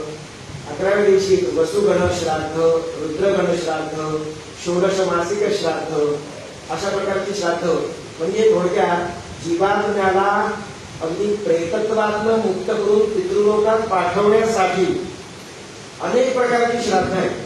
थोडक्यात श्राद्धाला पर्याय नाही, श्राद्ध हे करणं आवश्यकच आहे. श्राद्ध केल्यामुळे पितरांची संतुष्टता होते, परंतु पितरांच्या कोपामुळे जे आपल्या व्यावहारिक जीवनामध्ये समस्या ज्या निर्माण झालेल्या असतात, त्या समस्यांवरती सुद्धा अनेक उपाय आपल्याला या पितरांच्या आशीर्वादामुळे प्राप्त होतात. वंशवृद्धी ही पितरांच्या आशीर्वादानेच आपल्याला प्राप्त होते. अनेक प्रकारच्या अनेक आपण कर्म करत असतो. कर्म करत असताना परिश्रम फार करतो, परंतु परिश्रम केले तरी सुद्धा आपल्याला योग्य ते त्याच्यामध्ये फळ मिळत नाही. मग याच्यामध्ये सुद्धा पितरांची बाधा असू शकते. पितरांच्या कोपामुळे आपल्याला या प्रगतीमध्ये अडचणी येऊ शकतात. त्यामुळे पितर ही संतुष्ट असलीच पाहिजे. जसं देवतांची संतुष्टी आपण पाहतो, तशी पितरांचीही संतुष्टी असली पाहिजे. आणि जसं मग मी सांगितलं की एकोत्तिष्ठ श्राद्ध, वसुगण श्राद्ध, रुद्रगण श्राद्ध, षोडशी अशा प्रकारची 11व्या दिवशी श्राद्ध केली जातात. आणि 12व्या दिवसाला सपिंडीकरण श्राद्ध केलं जातं, जे त्याला प्रेतत्वातनं मोकळं करतो आणि पितृलोकामध्ये नेऊन सोडण्यासाठी किंवा पितृलोकांमध्ये किंवा पितर ही संज्ञा त्याला प्राप्त व्हावी यासाठी हे श्राद्ध त्याला मदत करतो. त्यामध्ये त्याचे जे वडील, म्हणजे जो प्रेतात्मा आहे, त्या प्रेतात्म्याचे वडील, आजोबा, पणजोबा असे 3 जे लोक आहेत, या 3 लोकांना धरून, म्हणजे त्या 3 लोकांना बरोबर घेऊन तो प्रेतात्मा पुढचा प्रवास सुरू करतो. एकूण गरुड पुराणाच्या हिशोबाप्रमाणे मनुष्य मृत झाल्यापासून यमलोकामध्ये जाईपर्यंतचा जो काळ सांगितलेला आहे, हा 1 वर्ष 1 दिवस असं सांगितलेला आहे. या मधल्या प्रवासामध्ये तो ज्या ज्या ठिकाणी थांबणार आहे, त्याचं जे प्रवासाचं वर्णन गरुड पुराणामध्ये आलेलंच आहे. अभ्यास म्हणून वाचायला हरकत नाही. अनेक ठिकाणी ऐकतो मी, बरेच ठिकाणी, की गरुड पुराण फक्त मनुष्य मृत झाल्यानंतरच वाचावं, तर असं काही नाही. अभ्यास म्हणून तुम्ही कधीही वाचा. कारण जर तुम्ही वाचलत नाही तर त्याच्यामध्ये जे काय लिहिलेलं आहे किंवा त्याबद्दलची ज्या माहिती आहे त्या आपल्यापर्यंत पोहोचायच्या नाही. त्यामुळे आपण या गरुड पुराण निश्चितच वाचा. त्या गरुड पुराणाच्या हिशोबाप्रमाणे 1 वर्ष 1 दिवस इतका तो आत्मा यमलोकामध्ये जाण्यासाठी लागणारा त्याचा काळ सांगितलेला आहे. त्याला मध्ये ज्या ज्या ठिकाणी थांबावं लागतं त्या त्या ठिकाणी त्याची अन्नाची व्यवस्था श्राद्ध रूपानेच केलेली आहे. ती कशी? बघा, आपण 27 दिवस करतो, 27वां म्हणतो आपण त्याला मासिक श्राद्ध. हे मासिक श्राद्धाचे एक काळ ठरलेले, एकूण 12 जर महिने आहेत तर एकूण 15 किंवा 16 श्राद्ध कशी काय, तर त्याचे योग्य काळ ठरलेले आहे. तो प्रेतात्मा जो आहे तो घरून निघाल्यानंतर किती अंतरावरती जाऊन थांबणार, तिथे गेल्यानंतर त्याच्या अन्नाची व्यवस्था काय, तर मासिक श्राद्धाचा जो पिंड असतो तो त्याला भोजन म्हणून मिळतो. आणि त्या मासिक श्राद्धामध्ये आपण जे उदकुंभ दान करतो ते उदकुंभ त्याला पाणी म्हणून प्यायला मिळतं. त्यामुळे या प्रेतात्म्यासाठी 1 वर्ष 1 दिवस जो प्रवास चालू आहे, या प्रवासामध्ये त्याच्या अन्नाची सोय पूर्वजांनी किंवा आपल्या पूर्वसुरींनी करून ठेवलेली आहे, ती सुद्धा श्राद्ध रूपातच आहे. आता या श्राद्ध रूपामध्ये त्यांना ते अन्न प्राप्त होतं, कारण त्यांची अन्न ग्रहण करण्याची पद्धत तीच आहे. जसं आपण म्हणतो ना की देवतांना आपण यज्ञ रूपामधून आहुती देतो आणि देवतांची शक्ती वाढवतो, तसं झाडं आहेत, त्या झाडांना आपण कुठलं अन्न घालतो तर त्यांना आपण पाणी वाहतो, खत पाणी जे आपण करतो हे झाडांचं अन्न झालं. पशु पक्षी जे आहेत त्यांचं गवत आहे, तृणधान्य आहे, अशा पद्धतीचं अन्न आहे. विषारी वाईट शक्ती ज्या आहेत ना यांच्यासाठी अन्न आपण देतो बनी रूपाने. एखादा म्हणतो याच्यासाठी एक नारळ तिकडे ठेवला. म्हणजे ते शेतकरी लोक आहेत त्यांना तर माहितीच आहे की शेतामध्ये आपण अनेक प्रकारची देणी आपण म्हणतो, शेताची देणी असतात ती आपण त्या वाईट शक्तींसाठी देतो. आपण कशाला यज्ञ आपण जे करतो त्या यज्ञामध्ये सुद्धा देवतांना आहुती घालून झाल्यानंतर बलिदान नावाचं एक विधान आहे, तेही विधान आपण करतो. थोडक्यात सगळ्यांच्या अन्नाची वेगवेगळी पद्धती आहे, वेगवेगळ्या प्रकार आहेत. तसं श्राद्धाचे भोजन किंवा श्राद्धातून हे पितर लोक किंवा पितृलोक हे संतुष्ट होत असतात. त्यामुळे यांच्यासाठी श्राद्ध कर्म हे नित्य आपण केलीच पाहिजे. श्राद्धासंबंधातल्या अनेक प्रकारच्या शंका कुशंका ह्या अनेक लोकांच्या मनामध्ये आहेत. जर यथाकदाचित कोणाला असा एखादा प्रश्न पडलेला असेल की श्राद्धाच्या संबंधातला, तर तो निश्चितच विचारायला हरकत नाही. कारण माझ्या मते श्राद्ध या विषयावरती आपण कितीही बोललो तरी ते फार कमीच आहे. साधारण 5-10 मिनिटं अजून शिल्लक आहेत. पण एखाद्याच्या खरोखर मनामध्ये एखादा प्रश्न असला किंवा त्याच्याबद्दल मला सांगण्यासारखं बाबा माझ्याकडनं होण्यासारखं असेल तर त्याचं उत्तर मी निश्चितच देईन. जर नसेल तर मी हात जोडून सांगेन की मी तुम्हाला याचं आज उत्तर देऊ शकत नाही, परंतु मी या गोष्टीचा अभ्यास करून तुम्हाला या गोष्टीचं निश्चितच मी उत्तर देईन. कारण हे सगळं ज्ञान जे आहे ते परिपूर्ण ज्ञान माझ्याकडे नाही. आणि अन्य जे असं म्हणतात की आम्हाला ह्या सगळ्या गोष्टी कळल्या आहेत, तर माझ्या अभ्यासाप्रमाणे कितीही आपण अभ्यास केला, आज नाही म्हटलं तरी वयाच्या 10व्या वर्षी मी ह्या सगळ्या गोष्टीमध्ये सुरुवात केली. आज 45-45 वय आहे माझं. तिथपर्यंत माझा अभ्यासच चालू आहे, तो काही संपत नाहीये. आणि अजूनही मला असं वाटतंय की याच्यात मला काहीच कळलेलं नाही. त्यामुळे जर एखादी मनामध्ये शंका असेल, एक सर्वसामान्य, तर तुम्ही विचारायला हरकत नाही. माझ्याकडनं जे उत्तर देण्यासारखं असेल किंवा एखादी समस्या असेल, म्हणजे आपण त्या श्राद्धाबद्दलच असं नाही, अन्य गोष्टींबद्दल एखादी शंका असली, मी उत्तर नाही देऊ शकलो, ते पुणे गुरुजी आहेत, भावे गुरुजी आहेत, लेले गुरुजी आहेत, हे सुद्धा इथे आहेत, हे सुद्धा परंतु त्यांनी माणसं आहेत. त्यांनाही मला नाही जमलं तर त्यांच्यापैकी एखादा मनुष्य तुम्हाला उत्तर देऊ शकेल. पण तुमच्या गोष्टीचं निश्चित समाधान आणि यांच्यापैकी आपण तुम्ही आता नाही उत्तर देऊ शकतो तर त्याच्याबद्दल अभ्यास करून मी तुम्हाला प्रत्यक्ष येऊन तुमच्याशी निश्चित संवाद साधेन. विचारायला माझा एक प्रश्न आहे, गरुड पुराण नक्की कधी वाचायचं असतं? म्हणजे तुम्ही जे मगाशी गरुड पुराण गेल्यानंतर वाचतात, त्या वेळेला वाचायचं असतं का त्या 9 दिवसामध्ये वाचायचं? गरुड पुराण मनुष्य मृत झाल्यापासून, गरुड पुराण म्हणजे नेमकं काय आहे तर गरुड पुराणामध्ये त्या जीवात्मा जो आहे या जीवात्म्याचा प्रवासाचं संपूर्ण वर्णन सांगितलेलं आहे. तो जीवात्मा आहे हा कशा कशा पद्धतीने पुढे जातो, त्याला कुठल्या कुठल्या लोकांमधून जावं लागतं, काय काय त्याला तिथे समस्या निर्माण होतात. नरक म्हणजे काय, किती प्रकारचे, एकूण 21 प्रकारचे नरक आहेत. तर 21 प्रकारच्या नरकांचंही वर्णन त्याच्यामध्ये केलेलं आहे. ते झाल्यानंतर हे और्ध्वदेही जे आपण पुढे करणार आहोत जे त्या प्रेतात्म्यासाठी, तो संपूर्ण और्ध्वदेही प्रयोगच त्याच्यात मांडलेला आहे. और्ध्वदेही म्हणजे काय, ऊर्ध्वगतीला जाणारं कर्म. म्हणजे आपण म्हणतो ना एखादा मनुष्य अधोगतीला निघाला तर हे जे कर्म आपण करतो ते ऊर्ध्वगतीला जाणार असतं. त्यामुळे त्याला और्ध्वदेही असंही नाव आहे, अंत्येष्टी असंही नाव आहे. हे जे गरुड पुराण आहे हे मनुष्य मृत झाल्यापासून तर 10 दिवसापर्यंत काही ठिकाणी वाचण्याचा प्रकार आहे. परंतु माझ्या अभ्यासाप्रमाणे जे संपूर्ण धर्मग्रंथ जे आहे हे अभ्यास म्हणून तुम्ही कधीही वाचू शकता.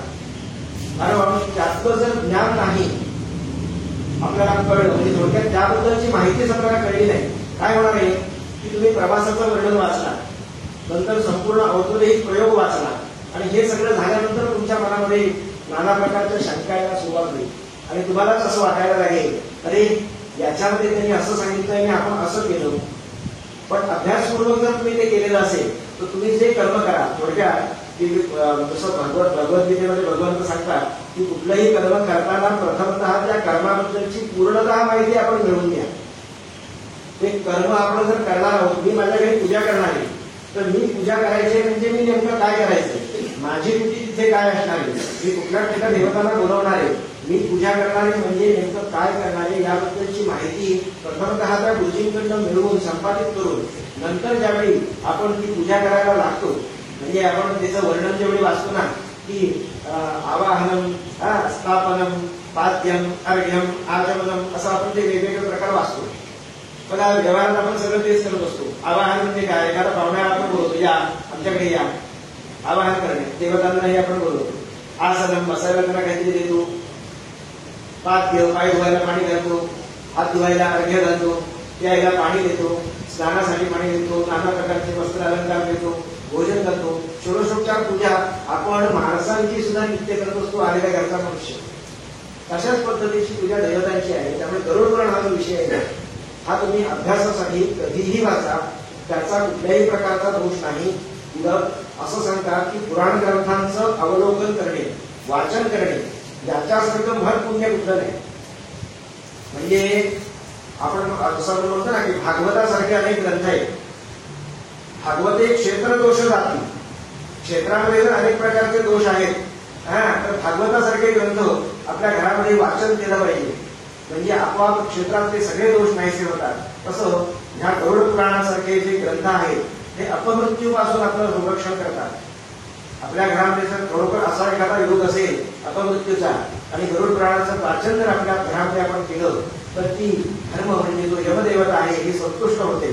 आणि अशा प्रकारच्या ज्या संकट आहे या संकटापासून आपलं निवारण करते. त्यामुळे गरुड पुराण कधीही वाचा, अभ्यासासाठी वाचा आणि एकदा भेटलं 10 वेळा एक शब्द उलटा सुलटा करून वाचा, कारण फार सुंदर वर्णन केलेलं आहे. म्हणजे आमच्या श्राद्धामध्ये सुद्धा आम्ही म्हणतो की जसं नरकांचं वर्णन केलं, त्या नरकांमध्ये आपले पडलेले जे पितर आहे यांची ही व्यवस्था आपल्या श्राद्धामध्ये केलेली आहे. म्हणजे आमच्या इथे ब्राह्मण जेवण झालं की काही शेष ठेवतात बघा. आपण म्हणतो काय हे शिल्लक ठेवलेलं आहे, तर ते उगाच ठेवलेलं नसतं. इतके ब्राह्मणाने जेवायचं आहे की आता शिल्लक राहिलं. मग आता हे शिल्लक राहिलेलं अन्न जे आहे याचाही विनियोग श्राद्धकाराने करून ठेवलाय की हे कोणासाठी अन्न आहे. रौरवे पूज्य निलये पद्मार्बुध निवासिना अर्धिना मदकं दत्तम यक्षय्यम उपतिष्ठतु. रौरव नावाच्या त्या याच्यामध्ये नरकामध्ये पडलेले जर माझे पितर असतील तर त्यांच्यासाठी हा मी उरलेला जो शेष भाग आहे हा त्यांच्यासाठी ठेवतो. दुसरा तो शेष भाग यजमान कुले जाता दासा दास्यो नकांक्षिणः ते सर्वे तृप्तिमायान्तु मया प्रत्येक भूतले, असं आपण म्हणतो की यजमानांच्या कुळामध्ये ज्या यजमानांकडे आपण भोजन घेत असतो त्यांच्या कुळामध्ये जर दास दासी अशा प्रकारचे सेवक लोक जर कोण मृत झालेले असतील आणि त्यांचं जर श्राद्धकर्म होत नसेल तर ते शेष राहिलेलं ब्राह्मणांचं उच्चिष्ट राहिलेलं जे शेष आहे हे शेष भक्षण करून त्यांचाही उद्धार होऊ दे, अशा प्रकारचं त्यांनी त्याच्यामध्ये वर्णन केलेलं आहे. त्यामुळे अशा नरकांमध्ये पडलेले जे पितर आहे यांच्यासाठी सुद्धा आपल्या श्राद्धामध्ये व्यवस्था केलेली आहे. दुसरं म्हणजे आता आपण जे महालय श्राद्ध करतो याच्यामध्ये 4 धर्मपिंड आहेत, त्याच्यामध्ये सुद्धा असंच उल्लेख केलेला आहे की जे आपण म्हणतो की मातृवंशी मृतायेच पितृवंशी तथैव पुरुषवेषबंधूनां येचामे नानां मृताः दुसरा पिंड सांगितलेला आहे. उच्छिन्न कुलवंशानां ज्ञाता कुले मम धर्मपिंडो मया तु यक्षयोपतिष्ठतु. त्याच्यामध्ये कसं म्हणतात की असीपत्रे वने घोरे, असीपत्र नावाचं एक घनदाट अरण्य आहे. म्हणजे तिथलं वर्णन ते गरुड पुराणामध्ये असं सांगितलंय त्याची जी पानं आहेत ना ती ब्लेड सारखी आहेत, धारधार सुरीसारखी, आणि अशा या घनघोर अरण्यातून त्या प्रेतात्म्याला उडत नेत असतात.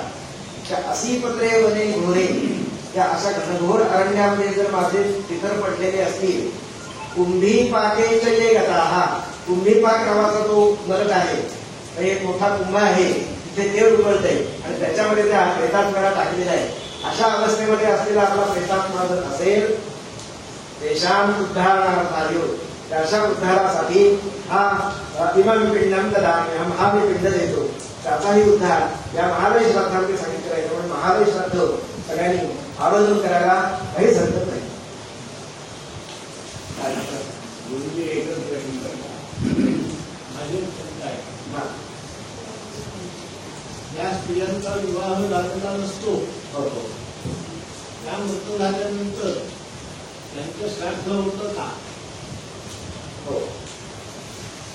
आता ज्या स्त्रियांचा विवाह झाला नाही, थोडक्यात की त्यांचं और्ध्वदैहिक कर्म कशा पद्धतीने करावं हा प्रथम प्रश्न निर्माण होतो. की स्त्रियाच असं नव्हे की ज्यांचं विवाह झालेला नाही, तो स्त्री असू दे किंवा पुरुष असू दे, या दोन्ही माणसांसाठी तोच नियम विषय चालू होतो की ज्यांचा विवाह संस्कार झालेला नाही, म्हणजे तो ब्रह्मचर्य अवस्थेमध्ये जर असेल तर त्यासाठी और्ध्वदैहिक कर्म हे एकोत्कृष्ट पद्धतीने केलं जातं, असं काही ठिकाणी आपण ऐकतो किंवा काही ठिकाणी आपल्या वाचनात येतो.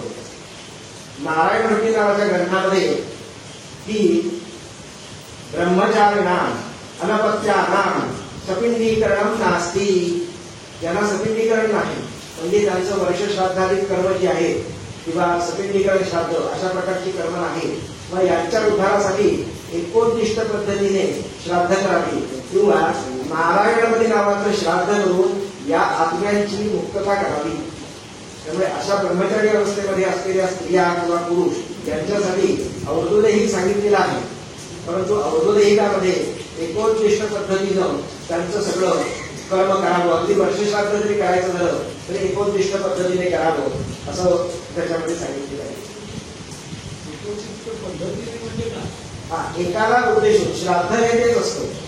म्हणजे आपण जसं म्हणतो ना की पूजा करायची, पूजाचा क्रम तोच आहे, पूजा तशीच आहे, फक्त एकोत्कृष्ट म्हणजे काय तर एकाला उद्देशून. जसं आपण पार्वण श्राद्ध, आपण नित्यची श्राद्ध करतो, ही पार्वण श्राद्ध असतात. म्हणजे आपण म्हणताना असं म्हणतो अस्मत पितृ पितामह प्रपितामहानाम, तसं इथे अमुक गोत्रस्य अमुक प्रेतस्य, म्हणजे एकालाच उद्देशून केलं जाणारं श्राद्ध त्याला एकोत्कृष्ट श्राद्ध असं म्हणतात. त्यामुळे त्या आज्ञापुरताच मर्यादित विषय करून तो विषय करता येतो. पुढे त्याचा उद्धाराचा प्रश्न येतो की जर तो पितृलोकामध्ये नाही गेला तर पुढे त्याची गती काय? एकोत्कृष्टाने त्याला प्रेतत्वातनं मुक्ती मिळते का? तर एकोत्कृष्टाने प्रेतत्वातनं मुक्ती मिळत नाही. मग त्याला प्रेतत्वातनं मुक्ती मिळायला हवी असेल तर नारायणपती नावाचं श्राद्ध करावं आणि त्याला प्रेतत्वातनं मुक्ती करून त्याला विष्णूच्या लोकी पाठवून द्यावं. म्हणजे त्याची आपण म्हणतो ना की प्रवासाचं वर्णन जे आहे की मनुष्य लोकातून प्रेत लोक, प्रेत लोकातून पितृलोक. आता पितृलोकामध्ये गेल्यानंतर सुद्धा 3 पायऱ्या आहेत, वसुरूप, रुद्ररूप आणि आदित्यरूप असे 3 रूप सांगितलेले आहेत.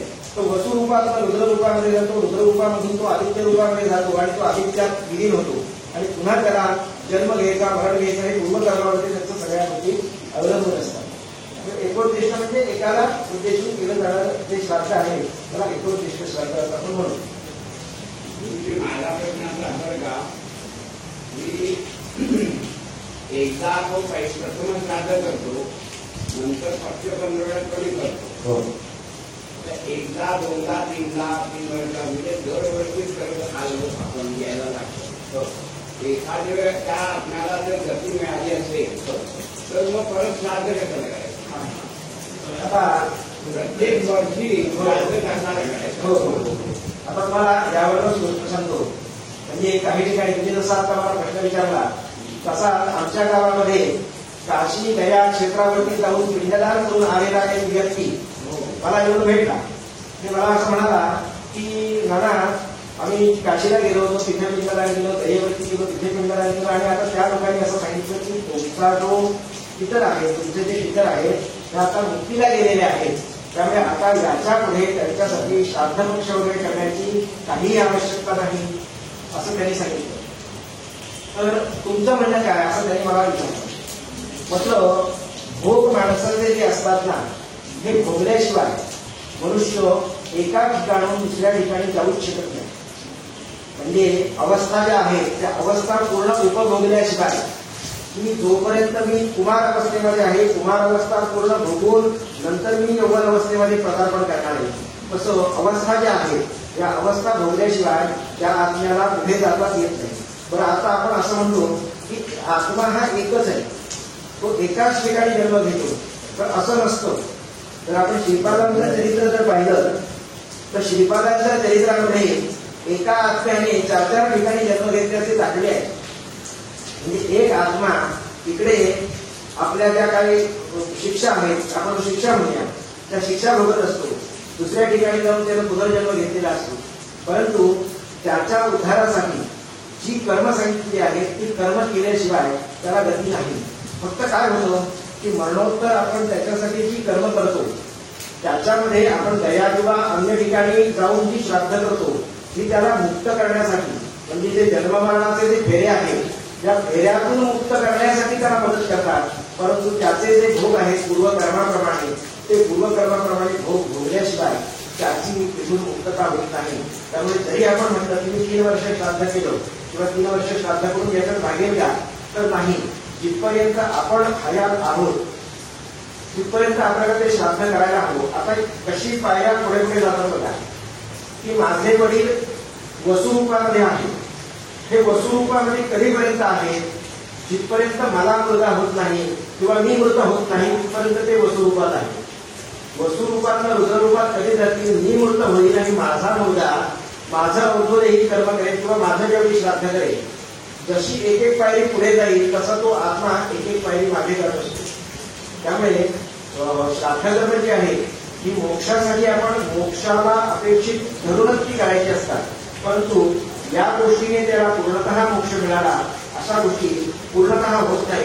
कारण जोपर्यंत त्यांच्या अवस्था बघून पूर्ण होत नाही तिथपर्यंत त्या गोष्टी करायलाच हव्यात. दुसरी गोष्ट की भले त्यांना तिथून मुक्तता मिळालेली असेल परंतु ते फक्त वैयक्तिक त्यांच्यापुरतं मर्यादित झालं. तर त्याच्याबरोबर असलेली जी त्रयी, कारण आपण पार्वण श्राद्ध करतो तर पार्वणामध्ये वडील आजोबा आणि पणजोबा, वडील म्हणजे संन्यस्त होते किंवा त्यांनी आपल्या मोक्षासाठी अनेक प्रकारचे प्रयत्न केले आणि ते त्यांनी मुक्तता केली आणि करून घेतली. परंतु माझे आजोबा आणि पणजोबा हे संन्यस्त नव्हते. यांच्या पुण्याच्या जोरावरती त्यांची काही पापं कमी झाली, परंतु त्यांना तिथून मुक्त करायचं जर झालं तर त्यासाठी मी श्राद्ध कर्म करणं आवश्यक असतं.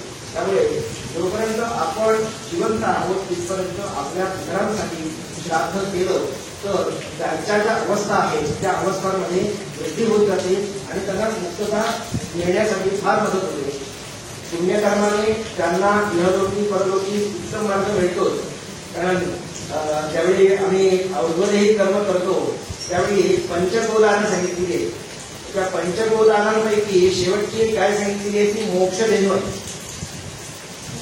मोक्ष धेनू म्हणजे काय, तर जर त्या आत्म्याला मोक्ष हवाय किंवा पुन्हा जन्माला यायचं, या दोन्ही गोष्टींपैकी कुठला तरी एक पर्याय जिथे त्याला प्राप्त करून देण्यासाठी एका गाईचं दान सांगितलेलं आहे. त्यामुळे जर आत्म्याला उत्तम गती मिळणारच आहे म्हणजे मिळतच असते, परंतु श्राद्ध केल्याने तो इहलोकी आणि परलोकी दोन्ही ठिकाणी सुखी होतो आणि त्याच्या पुढचे जे त्याच्या मागचे जे पितर आहेत यांच्यासाठी, कारण आपण फक्त आता 3 लोकांचाच विचार करतो श्राद्धामध्ये, आपण फक्त आता 3 लोकांचा विचार करतोय, वडील आजोबा पणजोबा. परंतु त्यांचे वडील आजोबा पणजोबा जे आहेत हेही ज्या श्राद्धामध्ये येतात ते लेपभाग म्हणून येतात. म्हणजे श्राद्ध आपण ज्यावेळी करतो त्यावेळी ऋषी सांगतात अस्मतरम अमुकश्रमान अमुक गोत्रम रूपम असे म्हणून 3 पिंड दिले जातात आणि आता ते गुरुजी सांगतात तुमच्या हाताला ते खरकट लागलेलं आहे ते पिंडांच्या मुळाजवळ तुम्ही चोळा. म्हणजे तो लेपभाग तृप्तये हस्तलेपम ब्रह्ममूलेषु गर्भाच्या मुळाजवळ ते चोळायला सांगतात आणि त्या लेपभागाने तृप्त होणारे जे पितर आहेत त्यांचा क्रम आपले वडील आजोबा पणजोबा जे आहेत तर त्यांचे वडील आजोबा पणजोबा हेही या श्राद्धामध्ये असतात आणि ते या श्राद्धाने संतुष्ट होतात.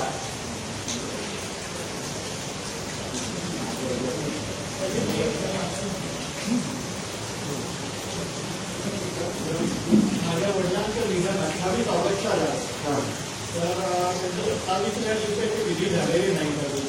तर आता हे पुरवठा आलाय तर त्यांचं भरणी श्राद्ध करावं की नाही करावं. भरणी श्राद्ध हा जो विषय आहे हा गया श्राद्ध असल्या कारणाने तुम्हाला ते करायला काहीच हरकत नाही.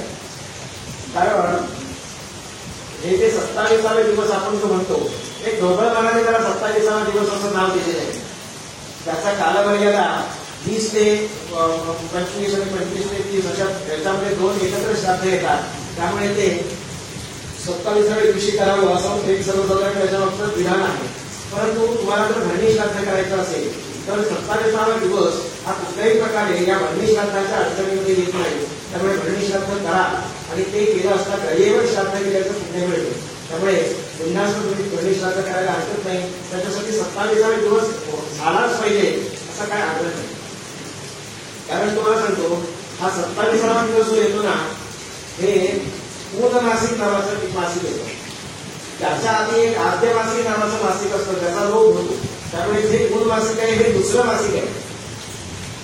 पूर्ण मासिक जे येतं ते दुसरं मासिक असतं. एका मासिकाचा लोप झाल्यामुळे दुसऱ्या मासिकापासून पूर्ण मासिकात पूर्णाधिकांत आणि एकामध्ये पंचदश मासिकाने एकूण 15 मासिकं सांगितली. नाहीतर एकूण 16 मासिकं आहे. त्या आद्य मासिकाचा लोप होतो. त्यामुळे तुम्ही भरणी श्राद्ध करायला काही हरकत नाही. निश्चितच करा. म्हणजे गैवंती श्राद्ध केल्याचं पुण्य त्यामुळे प्राप्त होईल. आणि एक प्रश्न असा की वार्षिक श्राद्ध आणि एक पक्ष पंधरवड्याचं हे दोन तरी वर्षात कमीत कमी केली पाहिजे. वर्ष श्राद्ध जे आहे सांवत्सरिक श्राद्ध हे त्या तिथीलाच येतो. आणि पक्ष श्राद्ध हे 15 दिवस आपल्याला खरोखर करणं आत्ताच्या काळाप्रमाणे जमत नाही. पण काही ठिकाणी काही लोक भट्टाने करणारे सुद्धा आहेत. पण महालय श्राद्ध आणि त्याच्यामध्ये त्यांनी असं सांगितलंय की तुम्ही पक्ष पंधरवड्यातच ते करा असं नाही. यावर वृश्चिक म्हणजे जसं आता कन्या राशीमध्ये सूर्य आहे तिथपर्यंत तुम्ही हे श्राद्ध करा. परंतु ज्या माणसाला हे करणं शक्य झालं नाही तर वृश्चिक राशीत सूर्य असस्तवर तुम्ही हे महालय श्राद्ध करू शकता. पुढे 2 महिन्याचा कालावधी त्यांनी दिलेला असतो. त्या 2 महिन्याच्या कालावधीमध्ये सगळं पक्षाने म्हणजे आपल्या मित्रांची जी तिथी आहे त्या तिथीला धरून तुम्ही ते श्राद्ध करू शकता. तिथीला धरून तुम्हाला जर जमत नसेल तर तुम्ही अन्य पर्यायी कुठलाही दिवस द्या. परंतु या काळामध्ये आपले पितर वायुरूपाने पृथ्वीवरती आलेले असतात आणि जर आपण त्यांना अन्नदान केलं नाही तर आपल्या वंशाला ते श्राप देऊन निघून जातात. अशी काही खंडांमध्ये म्हणजे ब्राह्मणाच्या जी खंड आहे त्या खंडांमध्ये वर्णन केलेलं आहे. ते क्रोधित होतात आणि आपल्याच वंशाला श्राप देतामध्ये निघून जातात. त्यामुळे याच्यासाठी महालय श्राद्ध करणं हे म्हणजे जर आपल्याला या 15 दिवसामध्ये शक्य नसेल तर पुढे अगदी कार्तिक पौर्णिमेपर्यंत जवळपास त्याचा अवधी दिलेला असतो. त्यामुळे इथपर्यंत आपण ते कधीही करू शकतो. दोन्ही श्राद्ध केली तर सर्वात उत्तम. म्हणजे 96 नाही तर निदान 2.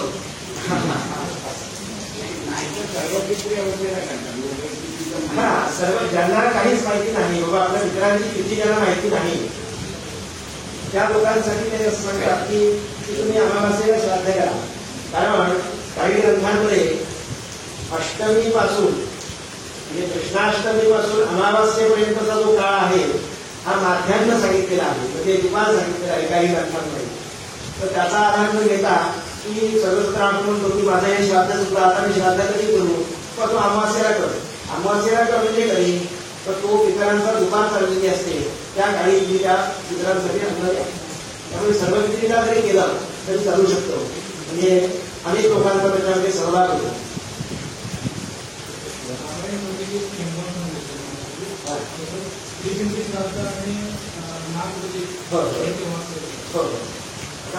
नारायणमध्ये हा मगाशी मी तुम्हाला जसा सांगितला तसं त्रिपिंडी श्राद्ध. तर त्रिपिंडी श्राद्ध हे बघा 3 पिंड त्रिपिंडी असं म्हटलेलं आहे. 3 प्रकारचे ते पितर आहेत. म्हणजे काही वायुरूपामध्ये असलेले किंवा वायू भक्षण करणारे काही अन्न भक्षण करणारे काही सर्व भक्षण करणारे अशा पद्धतीचे प्रेतात्मे आपल्या वंशामध्ये जर निर्माण झालेले असतील आणि ते अगतिक असतील. 2 प्रकार येतात अगतिक आणि दुर्गतिक. म्हणजे एखाद्याला गतीच मिळाली नाही गाडी पुढे जात नाही पण ही गाडी बिघडलेली आहे. तसं अगतिक म्हणजे ती पुढे जात नाहीये असे जे पितर आहेत यांच्यासाठी त्रिपिंडी श्राद्ध करावं. अगतिक लोकांसाठी त्रिपिंडी श्राद्ध करावं. आणि दुर्गतिक जे आहे म्हणजे वाईट गतीला प्राप्त झाले जे पिशाचारी आपण योनी म्हणतो त्या पिशाचारी योनीला जर ते प्राप्त झालेले असतील तर त्यांच्यासाठी विष्णू श्राद्ध नावाचे एक श्राद्ध आहे. म्हणजे हे विष्णू श्राद्धाचे आपण मी जर बरोबर तुम्हाला त्याचं वर्णन सांगितलं तर तुम्ही असं म्हणा तुम्ही आम्ही पण की बरोबर आम्ही सगळे विष्णू श्राद्धाचेच अधिकारी आहोत. म्हणजे इतकं त्या विष्णू श्राद्धामध्ये त्यांनी वर्णन सांगितले आहे की कोण कोण हे ह्या विष्णू श्राद्धाचे अधिकारी आहे. त्यामुळे की विष्णू श्राद्ध हे दुर्गतिक लोकांसाठी वाईट गती ज्या माणसाला मिळते त्यासाठी विष्णू श्राद्ध सांगितले आहे आणि निकेंद्री श्राद्ध हे अगतिक लोकांसाठी सांगितले आहे. यंदाचा विचार केला तर 14 तारखेला आताच्या रवी पडला त्याचे तुमचे एखादा म्हणून संमतेपर्यंत गेला त्या तर त्याला पुढचं रेग्युलर प्रोसेस आहे.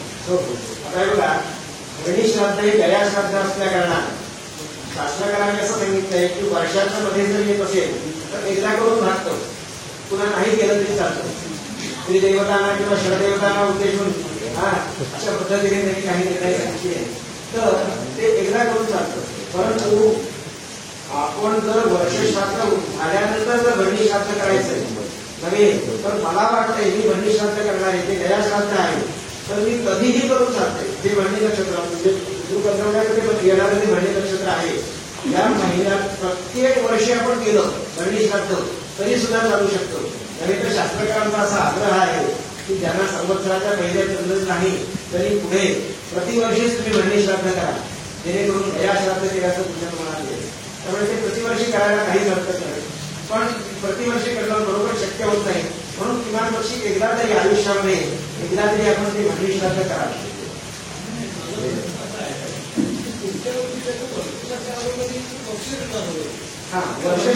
वर्षश्राद्ध झाल्याशिवाय पक्षच करता येत नाही.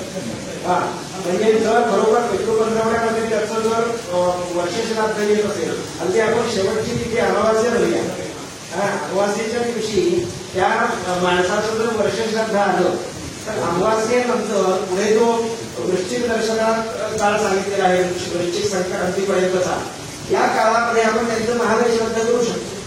कारण मुख्य 15 दिवस त्यांनी नित्य श्राद्धच सांगितले पण ज्याला नित्य श्राद्ध करणं शक्य नाही त्यांनी एकदा करा. एकदाही ज्याला शक्य नाही तर शास्त्रकार असं सांगतात की वृश्चिक यावत वृश्चिक दर्शनम आणि ते बाबुराव जोशी म्हणून होते ते असं म्हणायचे की तो जो दिवा ठेवलेला आहे वृश्चिक दर्शन म्हणून जो एक दिवा ठेवलेला आहे तो आता मुंबईवरती ठेवलेला आहे म्हणजे त्याचा प्रकाश इकडे पण पडतो आणि इकडेही पडतो. म्हणजे वृश्चिक संक्रांत संपेपर्यंत किंवा वृश्चिक संक्रांत सुरू होईपर्यंत कधीही केलं तरी चालतो. त्यामुळे वृश्चिक संक्रांतीपर्यंत त्या माणसाचा महालय आपण करू शकतो त्याबद्दल काहीच प्रश्न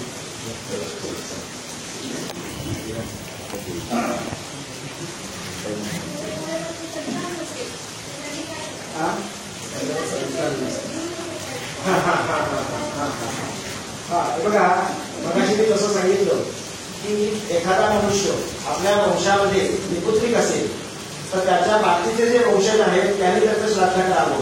पती मृत झाला असता पत्नीने श्राद्ध करावं. मी म्हणजे मूळ ग्रंथांचेच आधार सांगतो तुम्हाला की नारायण भट्टी नावाचा जो ग्रंथ आहे हा और्ध्वदेहिकाचा मूळ ग्रंथ आहे ज्याच्यावरून और्ध्वदेहिक म्हणजे अंत्येष्टी विधी केले जातात. त्या नारायण भट्टी ग्रंथामध्ये त्यांनी अधिकारी हा असं एक पूर्ण असा एक पॅरेग्राफ केलाय की और्ध्वदेहिकाचे अधिकारी कोण कोण त्याच्यामध्ये त्यांनी वर्णन करताना पुत्र पुत्री म्हणजे मुलगी स्नुषा आणि पत्नी ही सुद्धा त्याच पद्धतीने त्या कर्माचे अधिकारी आहे. त्यामुळे जर आपण अपुत्रिक आहोत तर आपलं जे कर्म आहे म्हणजे औद्योगिक असू दे किंवा श्राद्ध कर्म असू दे हे आपल्या वंशजांनी करावं. तसं जर होत नसेल तर जो मनुष्य दोघांपैकी हयात आहे त्याने त्याचं करावं आणि करताना नारायणामध्ये करून मोक्षाला त्याला पाठवावं. म्हणजे जर त्याचे वंशज असतील त्या वंशजांना हा जर प्रश्न निर्माण होत असेल तर त्या वंशजांनी त्याच्यासाठी नारायणवरी नावाचं श्राद्ध करावं. म्हणजे काय होईल की त्याला पुन्हा श्राद्धामध्ये बोलवण्याची आवश्यकता पडणार नाही. डायरेक्ट विष्णू लोकांमध्ये तो मनुष्य जाईल आणि विष्णू त्याच्या अन्नाची व्यवस्था पाहिजे. तर त्यासाठी पूर्वजा म्हणजे पुढच्या वंशजांनी त्याला अन्न देण्याची आवश्यकता भासणार नाही त्याची त्याला गरजही राहणार नाही. माझ्या मते अतिशय खेळीमेळीच्या वातावरणामध्ये अशी व्याख्यान आपला उत्कंठेचा जिव्हाळ्याचा विषय होता. कधी सगळ्यांसमोर शंका कशी विचारू किंवा मला काही शंका निर्माण झाली तर निरसन कसं करू अशी जर आपल्याला मला शंका असेल तर मी फक्त बुद्धीला एवढी विनंती करेन की त्यांनी त्यांचा मोबाईल नंबर सांगावा.